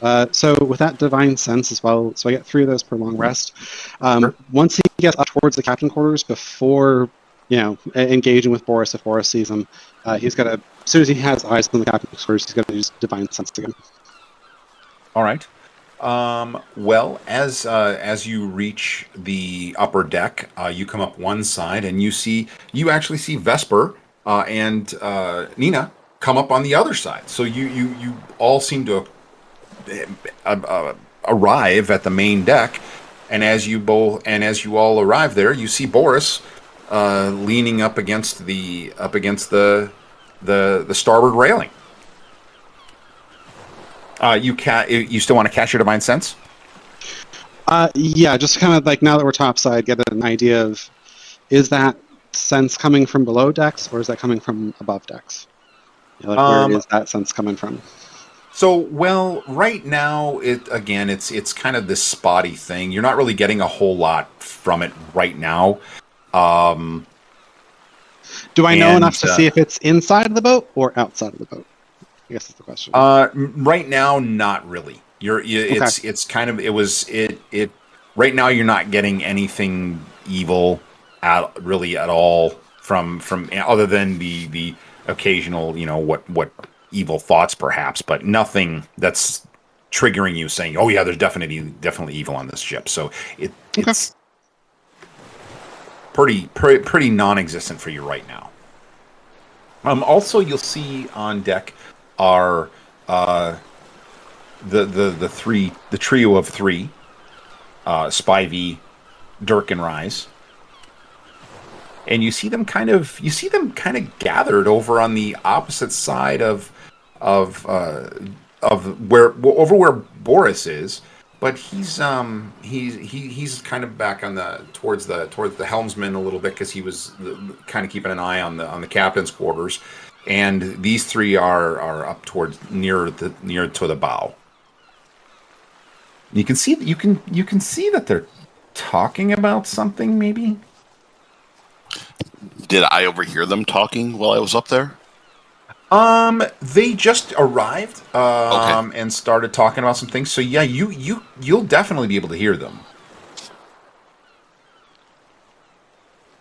What do I get from them? Just casually. So yeah. There you hear them kind of talking about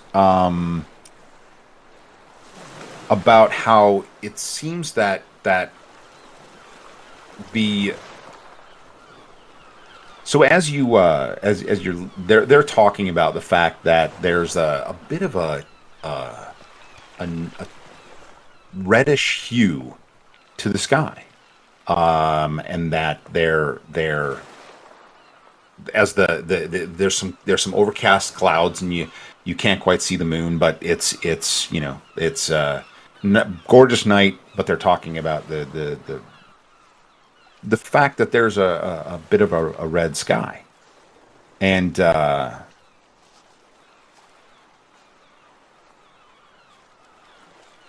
Dirk turns to Spivey and says, basically, I wonder if we're going to have a red moon tonight. Of course, as the three of you walk up on deck, it's pretty noticeable, right? Everybody sees everybody coming and going, and you see Spivey. He kind of waves your way, and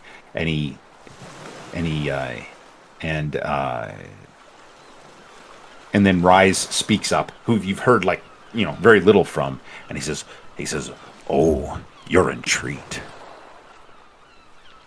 You're in for a real treat tonight. My daughter loves the red moon." And so they're looking up and they're looking up at the clouds, and Dirk yells over, "Hey, Mr. Parrish, how about the red moon?" And you hear Mr. Parrish. He kind of chuckles and he says, "The red moon, yeah." And then as that happens, you see the clouds give way to what some gorgeous colors. These bright oranges and yellows give way to this a very beautiful red moon. And he says, and Rise again says, "Red sky in the morning, sailors take warning, but red sky at night." And he looks right at you, Vesper. Sailors delight. As you look up at the sky, you can see that it is a gorgeous night. The sky is starting to clear up, a solid wind behind you, and the moon kind of ebbs and flows behind the clouds, and then disappears. But it was there for a brief moment.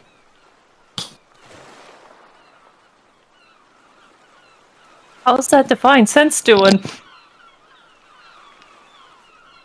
No, it sounds like I'm kidding. Yeah, you didn't really get anything from all of that, other than that like I said, that's what you saw. And there's Mr. Parrish up there. Mr. Parrish, good evening. Boy. Sorry. Hi, I'm Nina. Sorry to bother you. I was just. Could I ask questions? We're new to the ship, and I'm still trying to get a hang of who everyone is. Oh, sure. Ask me anything you like. Nina smiles at him a little sheepishly and comes up. So I know that Spivey, Rice, and Dirk have been here for a long time, but I've heard you've been here the longest. Were you here when the ship was a pirate ship as well? I mean, not that you were the pirate. I'm sorry. Were you here after it got decommissioned as that and the prison ship? He kind of chuckles and says, "Well, let's see. I don't know that anybody was on board when it was a pirate ship. That's when she was known as the Devil's Maw. She's a She was the fastest of the pirate ships. She was a speedy thing in the fleet, and glory to behold, but dangerous as she sounds. I can imagine. Then, oh, it was a frightful sight, and that's one of the reasons that they hunted her down and decommissioned her. She was dreadful thing, a dreadful thing. Then I came on board as part of the crew when it was the prisoner transport, and that's when became the Sandwich, and it's just she kind of Sandwich. yeah she kind of earned her name. She because of the transport and oftentimes it was difficult to keep the prisoners under control, and having food and water was not a very easy thing to do.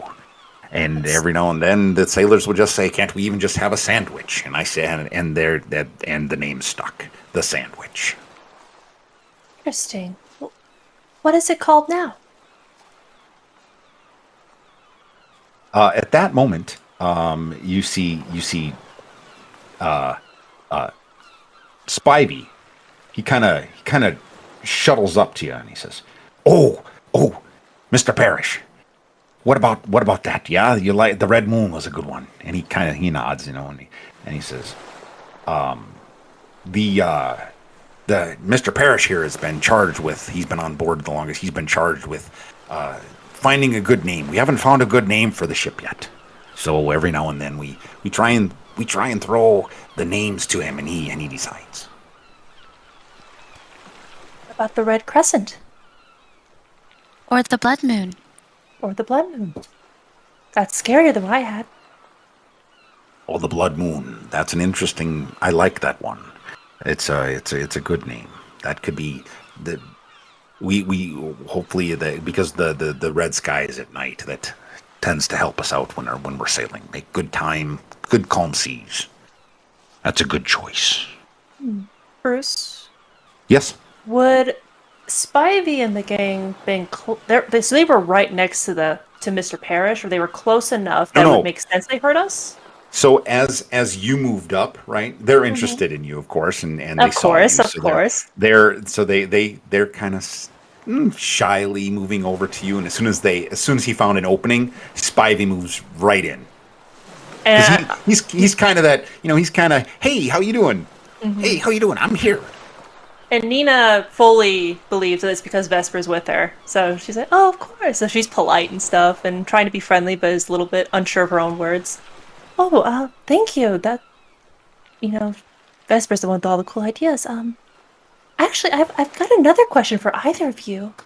So, typically, and I don't know much about ships, but typically a ship has defenses against marauders and pirates, but there's no cannons, or I didn't even see netting to stop a propeller if a ship was chasing you.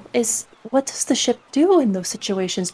Is it only guns if potentially they board, or?" Well, we have our ways. We have Old One Eye. He's pretty good about outfitting the ship. You don't see them, but we do have a couple of cannons, but very minimum. We only have a few cannonballs. They're more just to make some noise. You understand that this here ship is the fastest ship around. We have never had a problem outrunning anything. Oh, well, that makes me feel relieved. That's why we're tasked with the special cargo that we have. Special cargo, you say? Yes. She leans in all conspiratorially at him. Like, what do you mean? Yes. Oh, well, it's the special cargo that the town of Bloodmoor is put together, so that we can hopefully become a firm member of the Neo Kingdom. You have to pay tribute to the king, Town of Bloodmoor. Is that?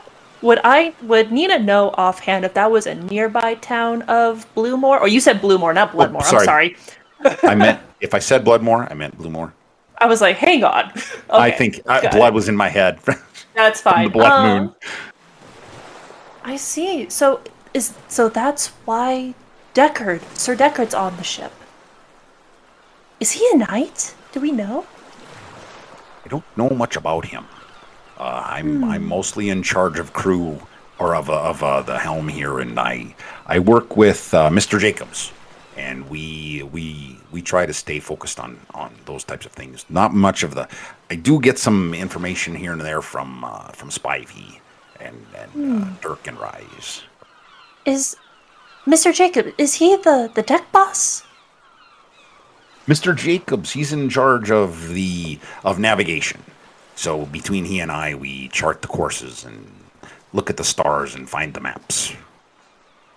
Oh, if you ever want, this is silly, but if you ever want help with anything to do with the stars, I might be able to ascertain something. I'm a druid of the stars. So if you would ever want to share your maps, I would love to see how you've charted them. That's good to know. Maybe on the morrow we can take some time and see if we can't. I'm happy to show you where we're pathing towards, and we'll be going by some islands. I know that, but other than that, we're trying to stay along parallel to the shore as much as we can. We don't want to be too far out to sea, as we know things can go awry out there. But we're definitely. I'm happy to show you if you'd like. When there's more light, we can look at things on the morrow. Of course, I have to help Sir One Eye with some mending of his trousers. They're terribly ripped. But yes, I would love to. Is that okay after that? I can bring you your breakfast. Absolutely. You met old One Eye. He's not much for talking, but don't worry about him. His bark is, well, that's not true. His bite is pretty bad too. He seems genuine, though. Yeah, he's a good guy. He makes sure that, like I said, he'll be first. He'll be first on the cannons if we need that issue. Right. Speaking of mending, and in this situation, I'm really watching both his and Spivey's expressions when I say this, without trying to show that I'm really looking for reaction. Speaking of that, when we first boarded in all the chaos, I saw a crate that was busted. It was small, no bigger than like a little, like a, I don't know what the equivalent of a medieval toolbox is, but a toolbox, with one of the corners broken off. If the cargo's precious, I can mend that. I don't think we want it spilling everywhere. Where would the smaller items be held? Well, everything. I would presume that everything's down in the main hold. If it's something of worth, it could be in the captain's quarters or in maybe with the first mate. Unless it was somebody's personal effects, then that's harder to say. But if it was part of just the cargo, then I'd say that it should be down there somewhere on the lower deck. Okay, I'll ask and see if maybe someone's got a broken crate, and if I can mend it. Thank you so much. Vesper or Lucian, I'm so sorry. I've been chatting away. The gentleman, did you two have any questions or anything?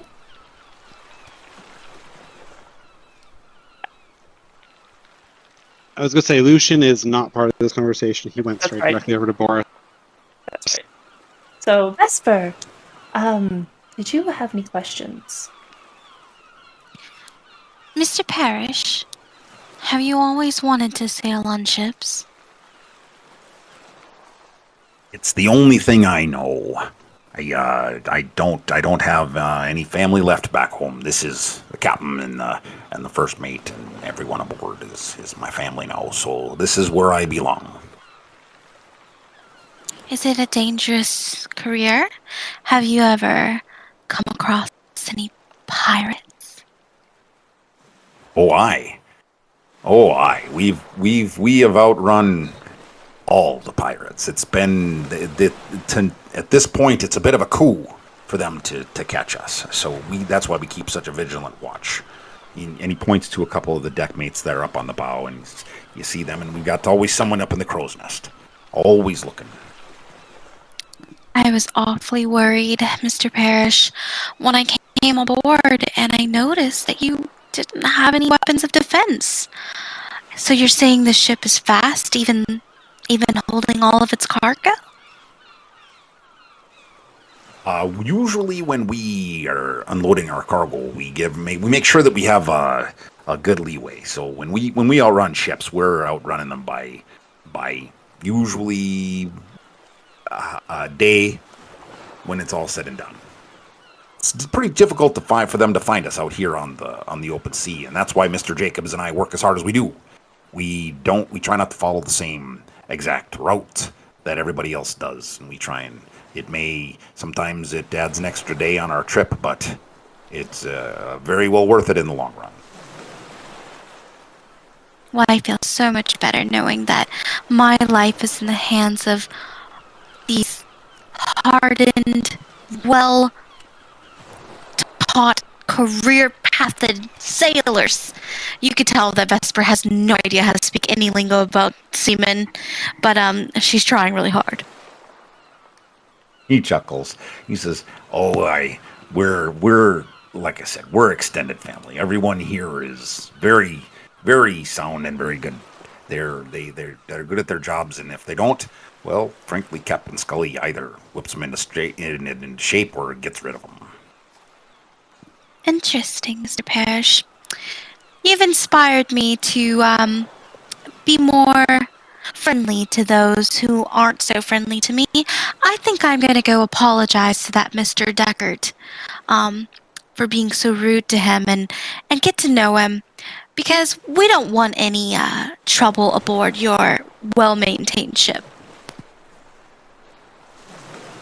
This whole time that he's talking to you, you see him pick up various navigational tools. He pulls up he's measuring the stars with his hand and a variety of things. He pulls out a map and a chart and he's nodding. He's nodding, yep, the whole time, and he pulls out his sextant and he pulls out the compass and he pulls out everything that he can to make sure they're on, and then he puts it all away and takes the helm again. He's absolutely. I don't know this Mr. Deckard. I don't know his whereabouts. I don't know where he's from. I don't know really anything about him. I see. Well, maybe we should introduce ourselves on a friendlier term in the days to come. I did see him and, what was the gent's name? I believe it was, I want to say, no, it wasn't left. It was, Right? I think it was Master something, Master Alexander, Lord Alexander. Yeah, I think that the captain said that to pay to be respectful of them and give them their space, and I think. If I remember, it's Alexander.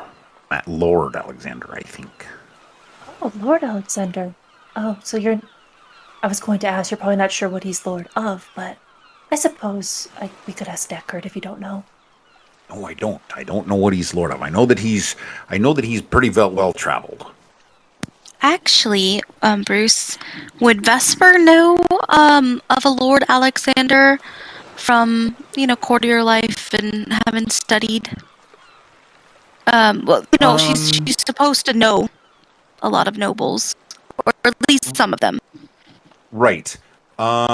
This particular noble, at most you may have heard a name, but never a face. He's never been in one of the brothels or anything like that. In fact, you didn't ever hear of anybody speak of him in Bluemore. Other than maybe, like I said, you may have heard his name, but it would have been totally in passing and unrelated to him being on a ship. It would have been hearsay and rumor. Would Nina have any recollection of Lord Alexander giving her past as she kind of nonchalantly rubs the black band around her neck? Same situation. Oh, it's mostly because you can she would have served him at some point in right, the exactly, and so he never, you're able to guess that he never even stepped off the ship. and he's not from Bluemore. Got it. Okay. Got it. So this would not be someone in Nina's old circle of generations. Okay. Correct. Cool. Well, I think we've talked your ear off, Spivey and Mr. Parrish. Apologies. I guess, is there any questions you would like to ask us? Since we're getting to know each other a little bit more.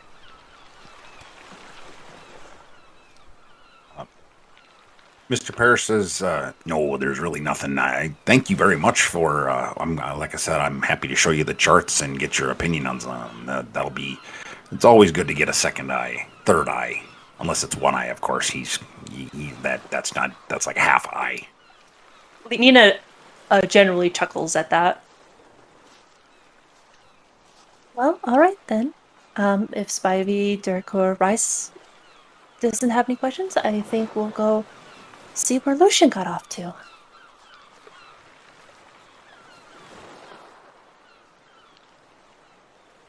And we walk away to Lucian.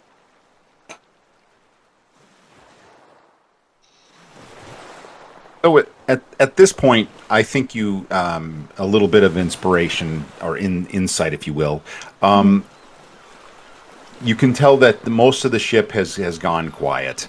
Even Spivey and Dirk and Rise, they all take their leave. You see, most everybody has left. The ship is quiet. So at this point, you're pretty open, and like I said, it's at this point throughout all this conversation and the storytelling and whatnot, it's getting pretty dark, pretty late. But and so therefore, most everybody is gone to bed because it's going to be another day of scrubbing decks in the morrow. That's true. Okay, we'll go find Lucian and Boris, unless Vesper has any objections to that, and then we'll figure out. We can walk right over to them. Fantastic. Yeah, Nina's right not going to there get on super. All right, Nina's not going to get super close. Probably like at least 6 feet away, but just because she doesn't like being near him. But okay, we're there. Well, how did it go, Lucian? Well, so I guess we'll backtrack a bit to how that went. I don't know. We've been sitting here. That's what I was trying to lead the segue into that, but all right. And in all fairness, you guys probably heard bits and pieces of this conversation as they were talking, as the chuckling would happen, and as you were near that part of the deck anyway, so you would easily have heard half of what they were conversing about.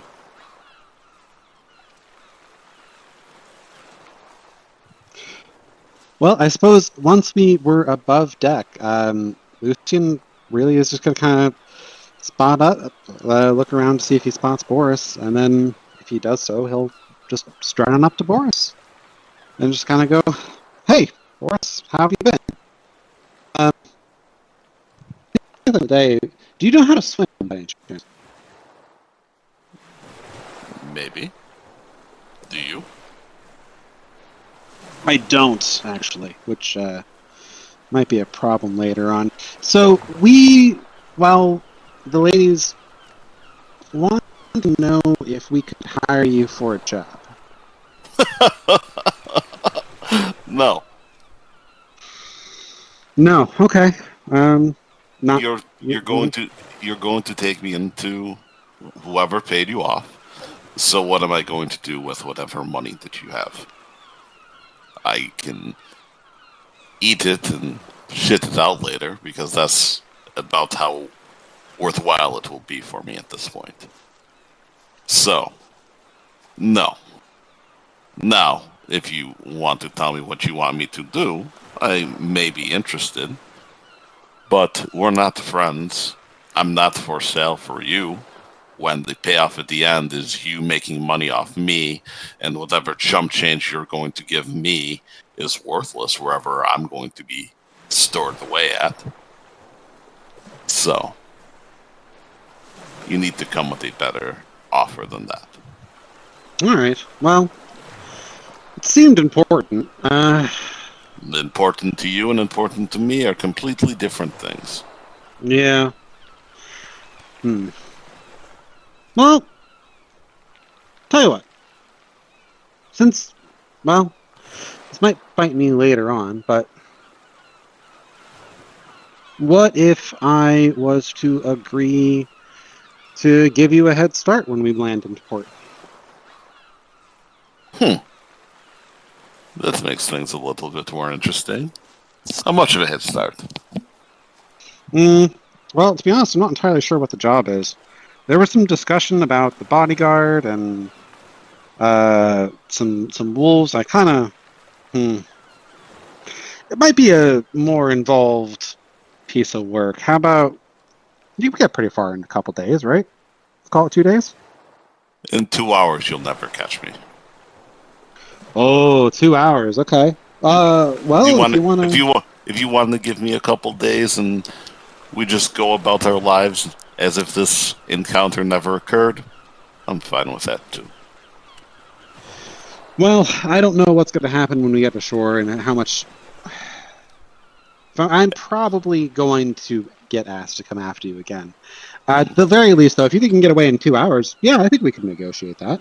We'll get into port. I'll give you a solid. We'll call it half a day. We'll get into port. I'll give you half a day, and then the chase will resume. So hypothetically, what if I kill you before we get there? Hypothetically. Well, then I suppose you'll have plenty of time to run. You won't even have to worry about the head start. But you said 2 hours was fine. So, I mean, do you really? You're kind of getting greedy there, aren't you? No, I'm just wondering. Just curious. You've been designated to come after me directly? This is your quest. I am your problem. So listen. The thing is that you gotta understand is there's a lot of these paladins out there who worship these, holy gods and these forces of divine justice. Some of us aren't that lucky. Some of us kind of get jerked around a little bit.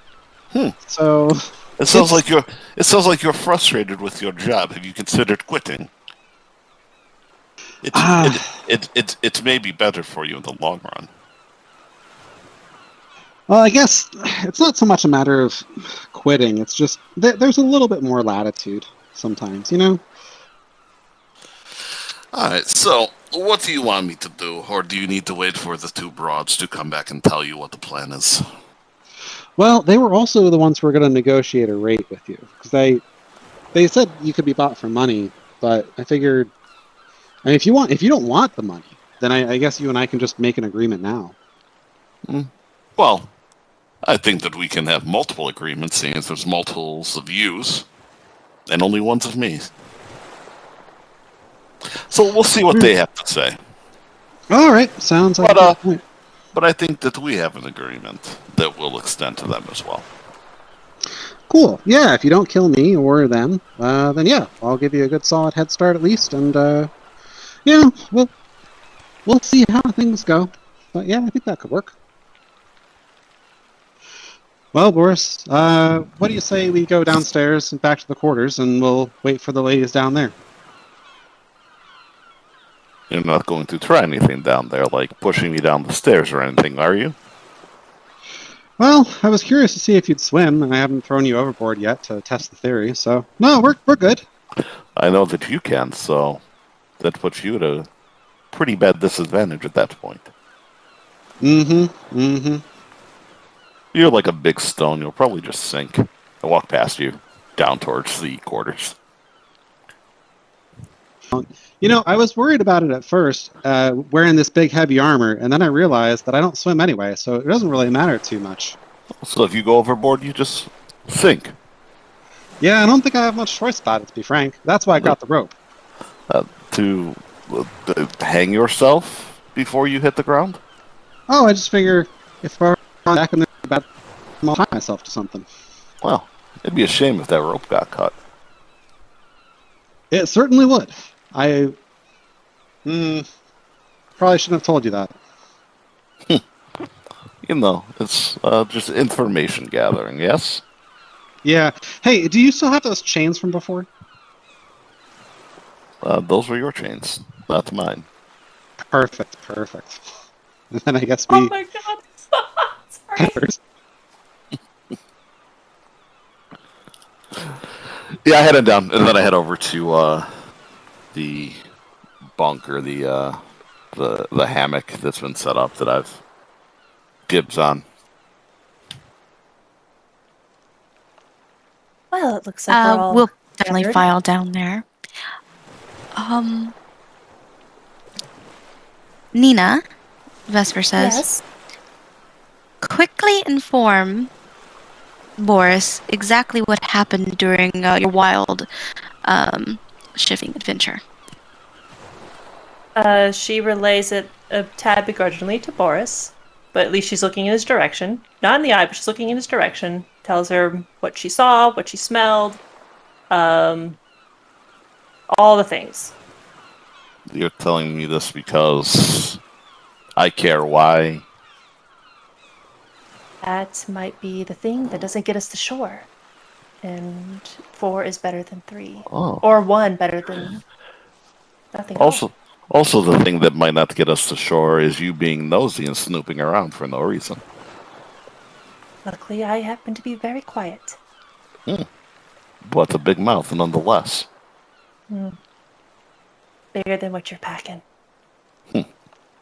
So you're saying we should just ignore this incident? Does it affect you at all? Nothing is happening here. There are people below deck that are minding their own business. You smell something. You snoop around. It smells. How do I put it? It smells fresh enough that I don't think it was just the taxidermied pelts. I am concerned. We are on a enclosed hunting grounds. Okay. And then what? All I'm saying is we might want to help each other break into the room. And you can keep whatever shiny.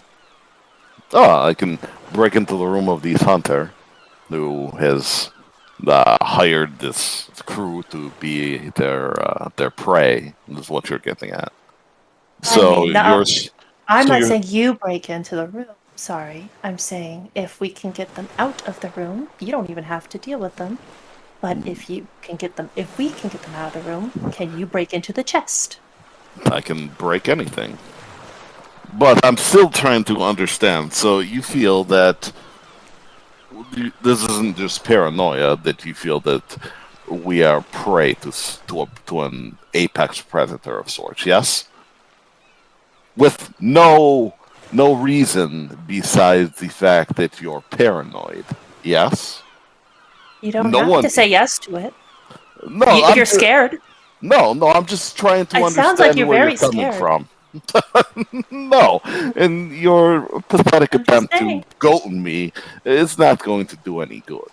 No one's trying to goat anyone. It just sounds like that. If you want this idiot dead, I have no problem, but it's maybe a bigger hassle than what it's worth at the end of the day. People will be asking questions. How about this? And then they'll look at me, and they'll be like, that guy can kill anyone here, so it's probably him. How about this? All we're saying is keep an eye out. If things hit the deck, be prepared. Is that fair? I'm always prepared. But I'm still having a hard time understanding how you've come up with this idea. That why you're so paranoid about what's going on here.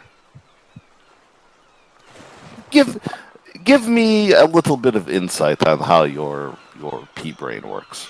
I think at this point, Lucian's gonna go, this is probably my fault. I was looking around a little bit, and I kind of have this thing where I can detect the forces of evil. It's a paladin thing. You wouldn't get it. But I might have definitely picked up not a little going to something. get it. Yeah. I might have picked up a little something, a little blip of danger, and it's got us all a little bit concerned. But yeah, Boris. I think that one's on me. So you want to take care of the problem before it becomes a problem, even though it may not be a problem. Please be I'm prepared for a not problem. entirely sure. Yeah, I'm not entirely sure where the problem is. Like, I picked up There's something weird, and he picked up something weird, and there's something weird. So, yeah. Adding on to this, Boris, he felt something evil. She smelt something strange, and it boils down to we can't swim. So if something happens, we can't swim, Boris. Again, that's a you problem, not a me problem. It is a you problem if you can't get to shore. Well, Oh, but I Boris, I remember this. The money. There was money, right? Ladies, you had He money. doesn't care about money, I don't think.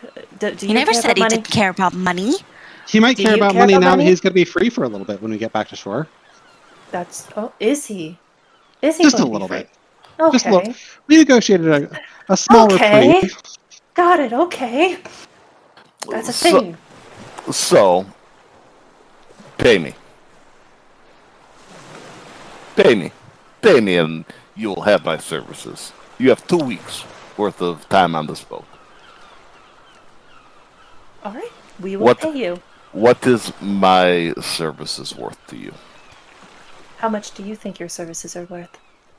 I don't think you can afford my services, but I'm willing That's- to hear what you're willing to offer. Vesper's gonna rub down her body. It might seem weird, but she's gonna just like pat her body. Boris perks up at that. Oh, I was so wondering then- when that was going to happen. And then she just You whips found him in out a- that. You found him in a brothel.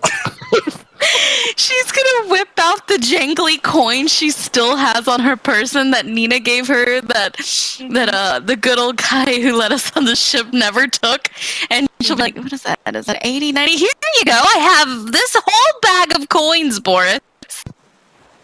well, that takes care of 2 of you. He looks to Nina. He's like, I know what I want from you. What do you want?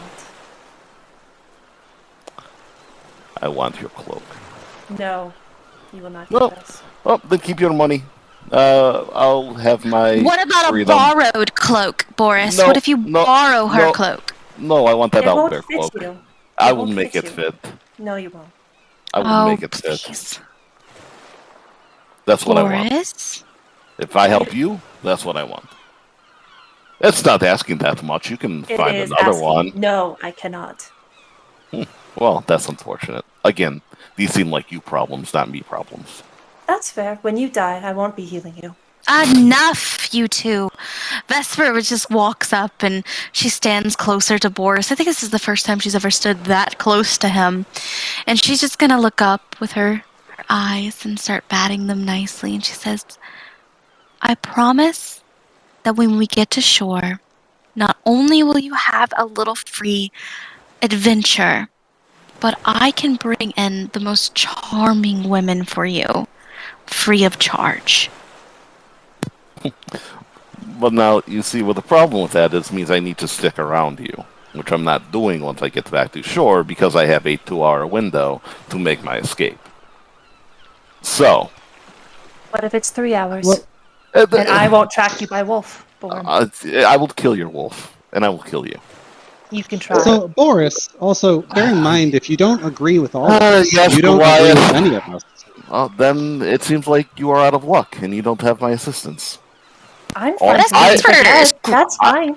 But you've come to me. I've never come to I you. would- So no, you are that's not fine. fine to leave my assistance. I have only asked for one simple thing from you, and that's It your is ratty not- ass cloak. This is a family heirloom. It's the last thing I have, and you will not get it, or I will tear Then- your then- throat out! Then freedom! Vesper yells above everybody. She looks at Nina, she looks at Lucian, and she looks at Boris. Then we let him go. No one has to know. We burned My down a only concern building. You was think yours. My concern was only you, Vesper. I don't care if he walks off this boat alive, maimed, or dead.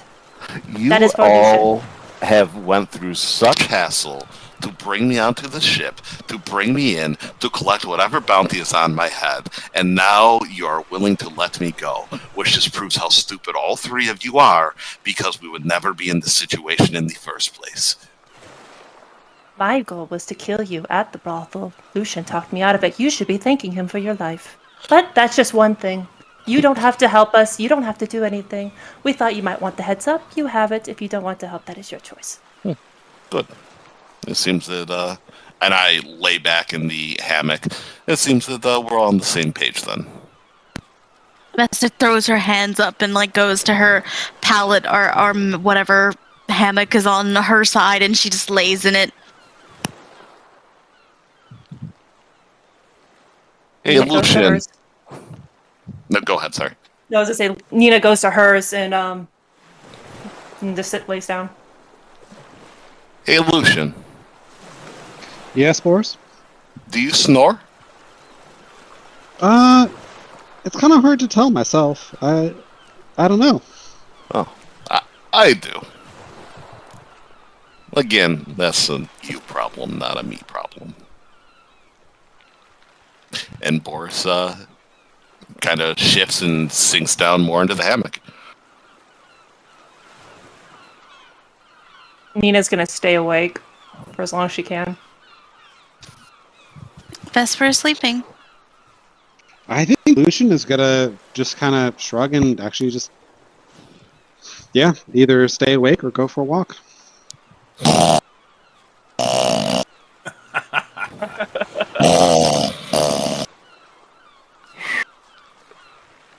So the group of you go back and forth like this continuously. You're obviously jockeying for a position, this and that, the bickering and whatnot. But, basically, tonight, you all fall asleep. The morning comes. It's more of the same.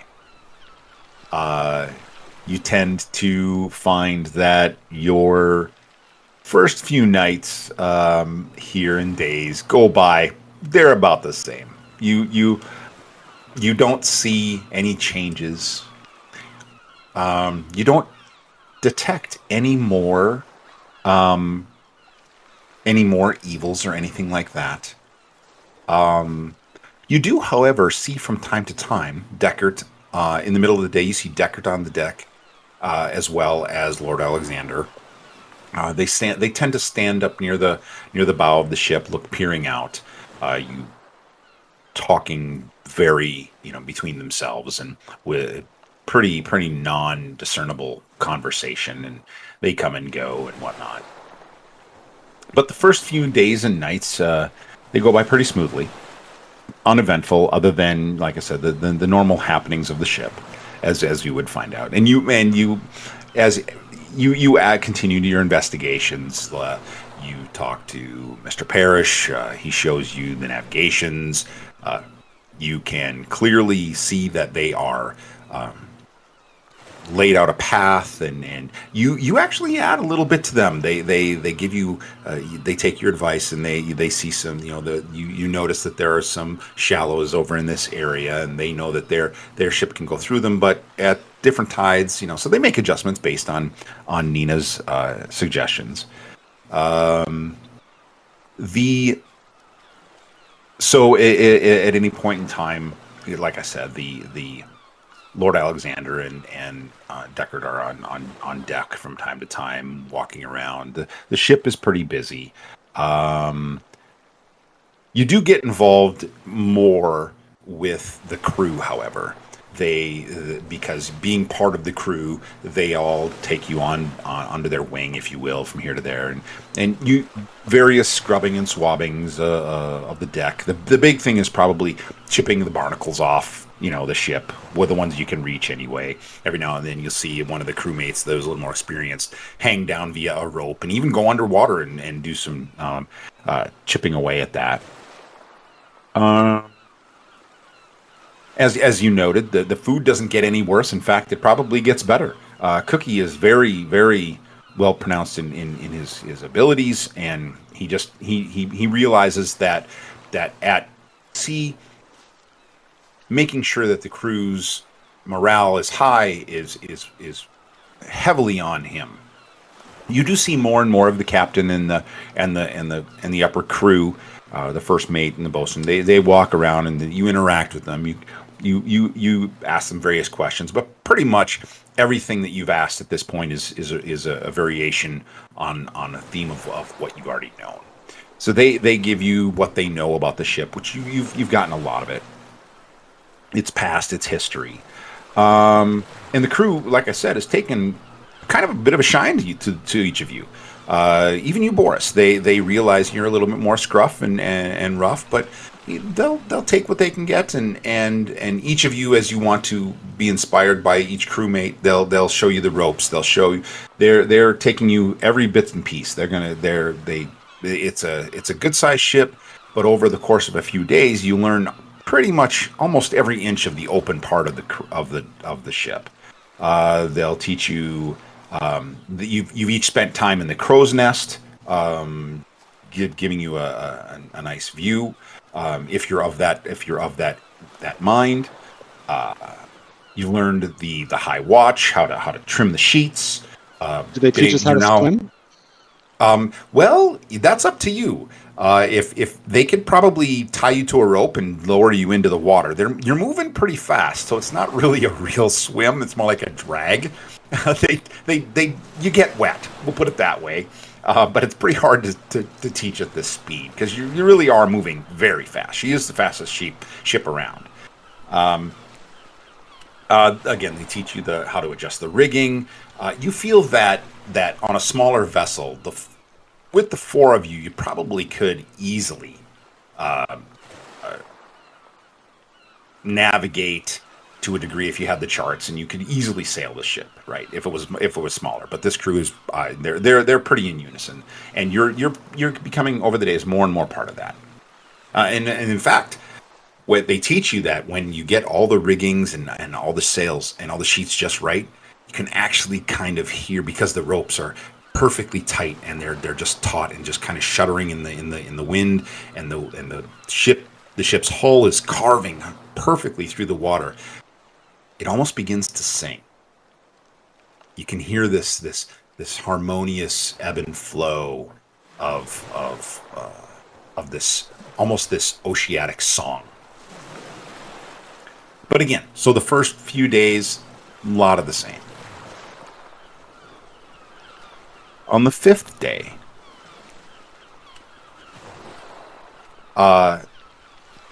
you hear somebody talk about one of the new deckhands is gone. He's missing. They've searched the ship. They can't find him. And you hear the crew talking about it. And none of them seem concerned. It happens.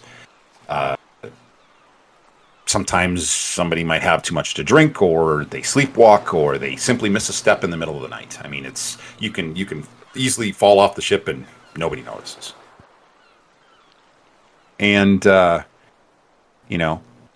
strange thing is, it happens again on the 6th day. And then again on the 7th day. On the 7th day, you're on deck. And it's a pretty busy day. Again, nobody seems too concerned. Some of the crew, you see them a little more often now. The first mate and he's keeping a much sharper eye. They've posted some extra deckhands at night to make sure that nobody goes wandering off the deck. It seems a little bit odd, but again, they're not too drastically concerned because it happens. Especially the longer they're at sea, because sometimes morale dips or awareness dips or a variety of things. Again, on the 7th day, it's a pretty bustling deck. You see your famous crew, Spivey, Dirk, and Rise. They're off on the side, and he comes up to the group of you as you're bickering back and forth and continuing your mischievous negotiations and what have you, and he asks you if you've seen Hayes. Of course, you haven't. You don't. You know who he is, but today you haven't seen them. He goes up to Dirk and he asks if he's seen Hayes, and they said, well, I hope he says, well, I hope he hasn't fallen overboard. He's gone for sure. If he has, the sharks in these waters are man-eaters. Dirk says, if he has, he's chum now. Hey, Mr. Parrish, how about the chum runner? Mr. Parrish says, the chum runner? That's a horrible name. Dirk, Spivey smacks Dirk upside the back of the head. And he says, Dirk says, what'd you do that for? Too soon? He says, Mr. Parrish is trying to come up with the ship's name. One that's good fortune and brings us calm waters. At that moment, you hear a thump. And then another. And then another. You hear them at the back of the boat. Oddly, as you stare down, you see sharks bumping in to the stern of the ship.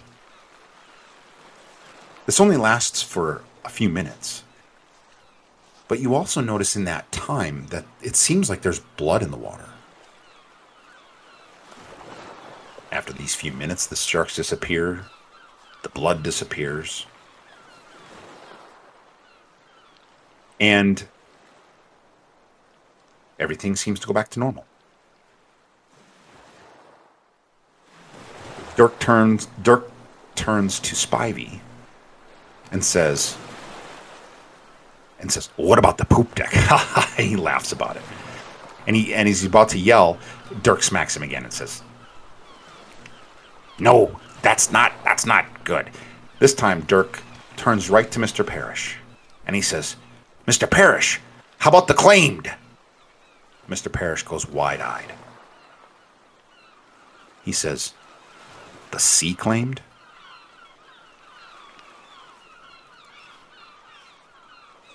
At that moment, you hear a thump on the port side. You move to the port side. You hear another thump near the bow and another near the stern. You peer over the edge, and it appears that someone or something is climbing up the side of the ship.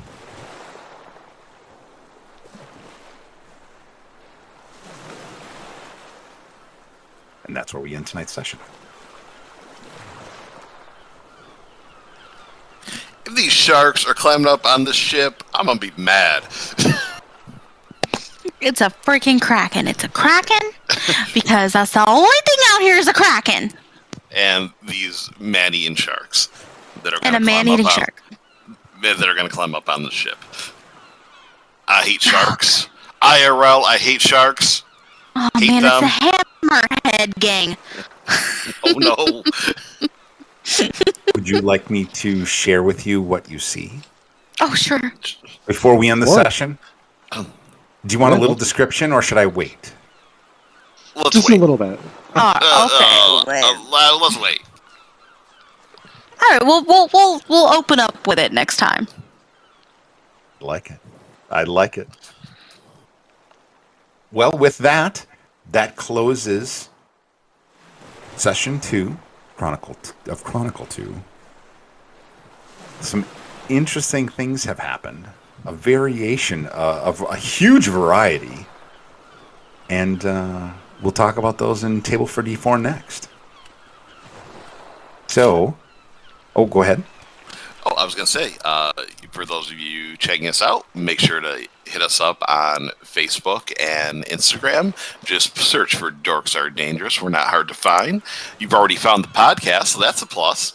And if you like what you hear, then definitely subscribe to our Patreon. And whatever tier you donate has different rewards, and it will all those funds will go to make this a better show for you all to enjoy. And we need to give a big shout out to our Patreon subscribers, Galashank and Farallon. And we appreciate you guys so much. Absolutely. Absolutely. Do, as Johnny said, look us up on Patreon. Hit up our social medias. We have quite a few out there, easily find. And on behalf of David, Kirsty, Kaylee, and Johnny, and myself, thank you for joining us. And remember to come and visit us for session 3. Bye-bye. Do you think they Remember- bumped that was Kaylee? No. So Kirsty, since Kaylee's gone, you get to say, remember, dorks are dangerous. Bye. But I just did. I think I was. You cut out. You totally cut out. You cut out. I thought it was missed spot it. on. Mm-mm. Oh, that's bullshit. I'm done. I'm over it. I'm leaving. Do it again then. Oh, God. 3, 2, 1. Do it again.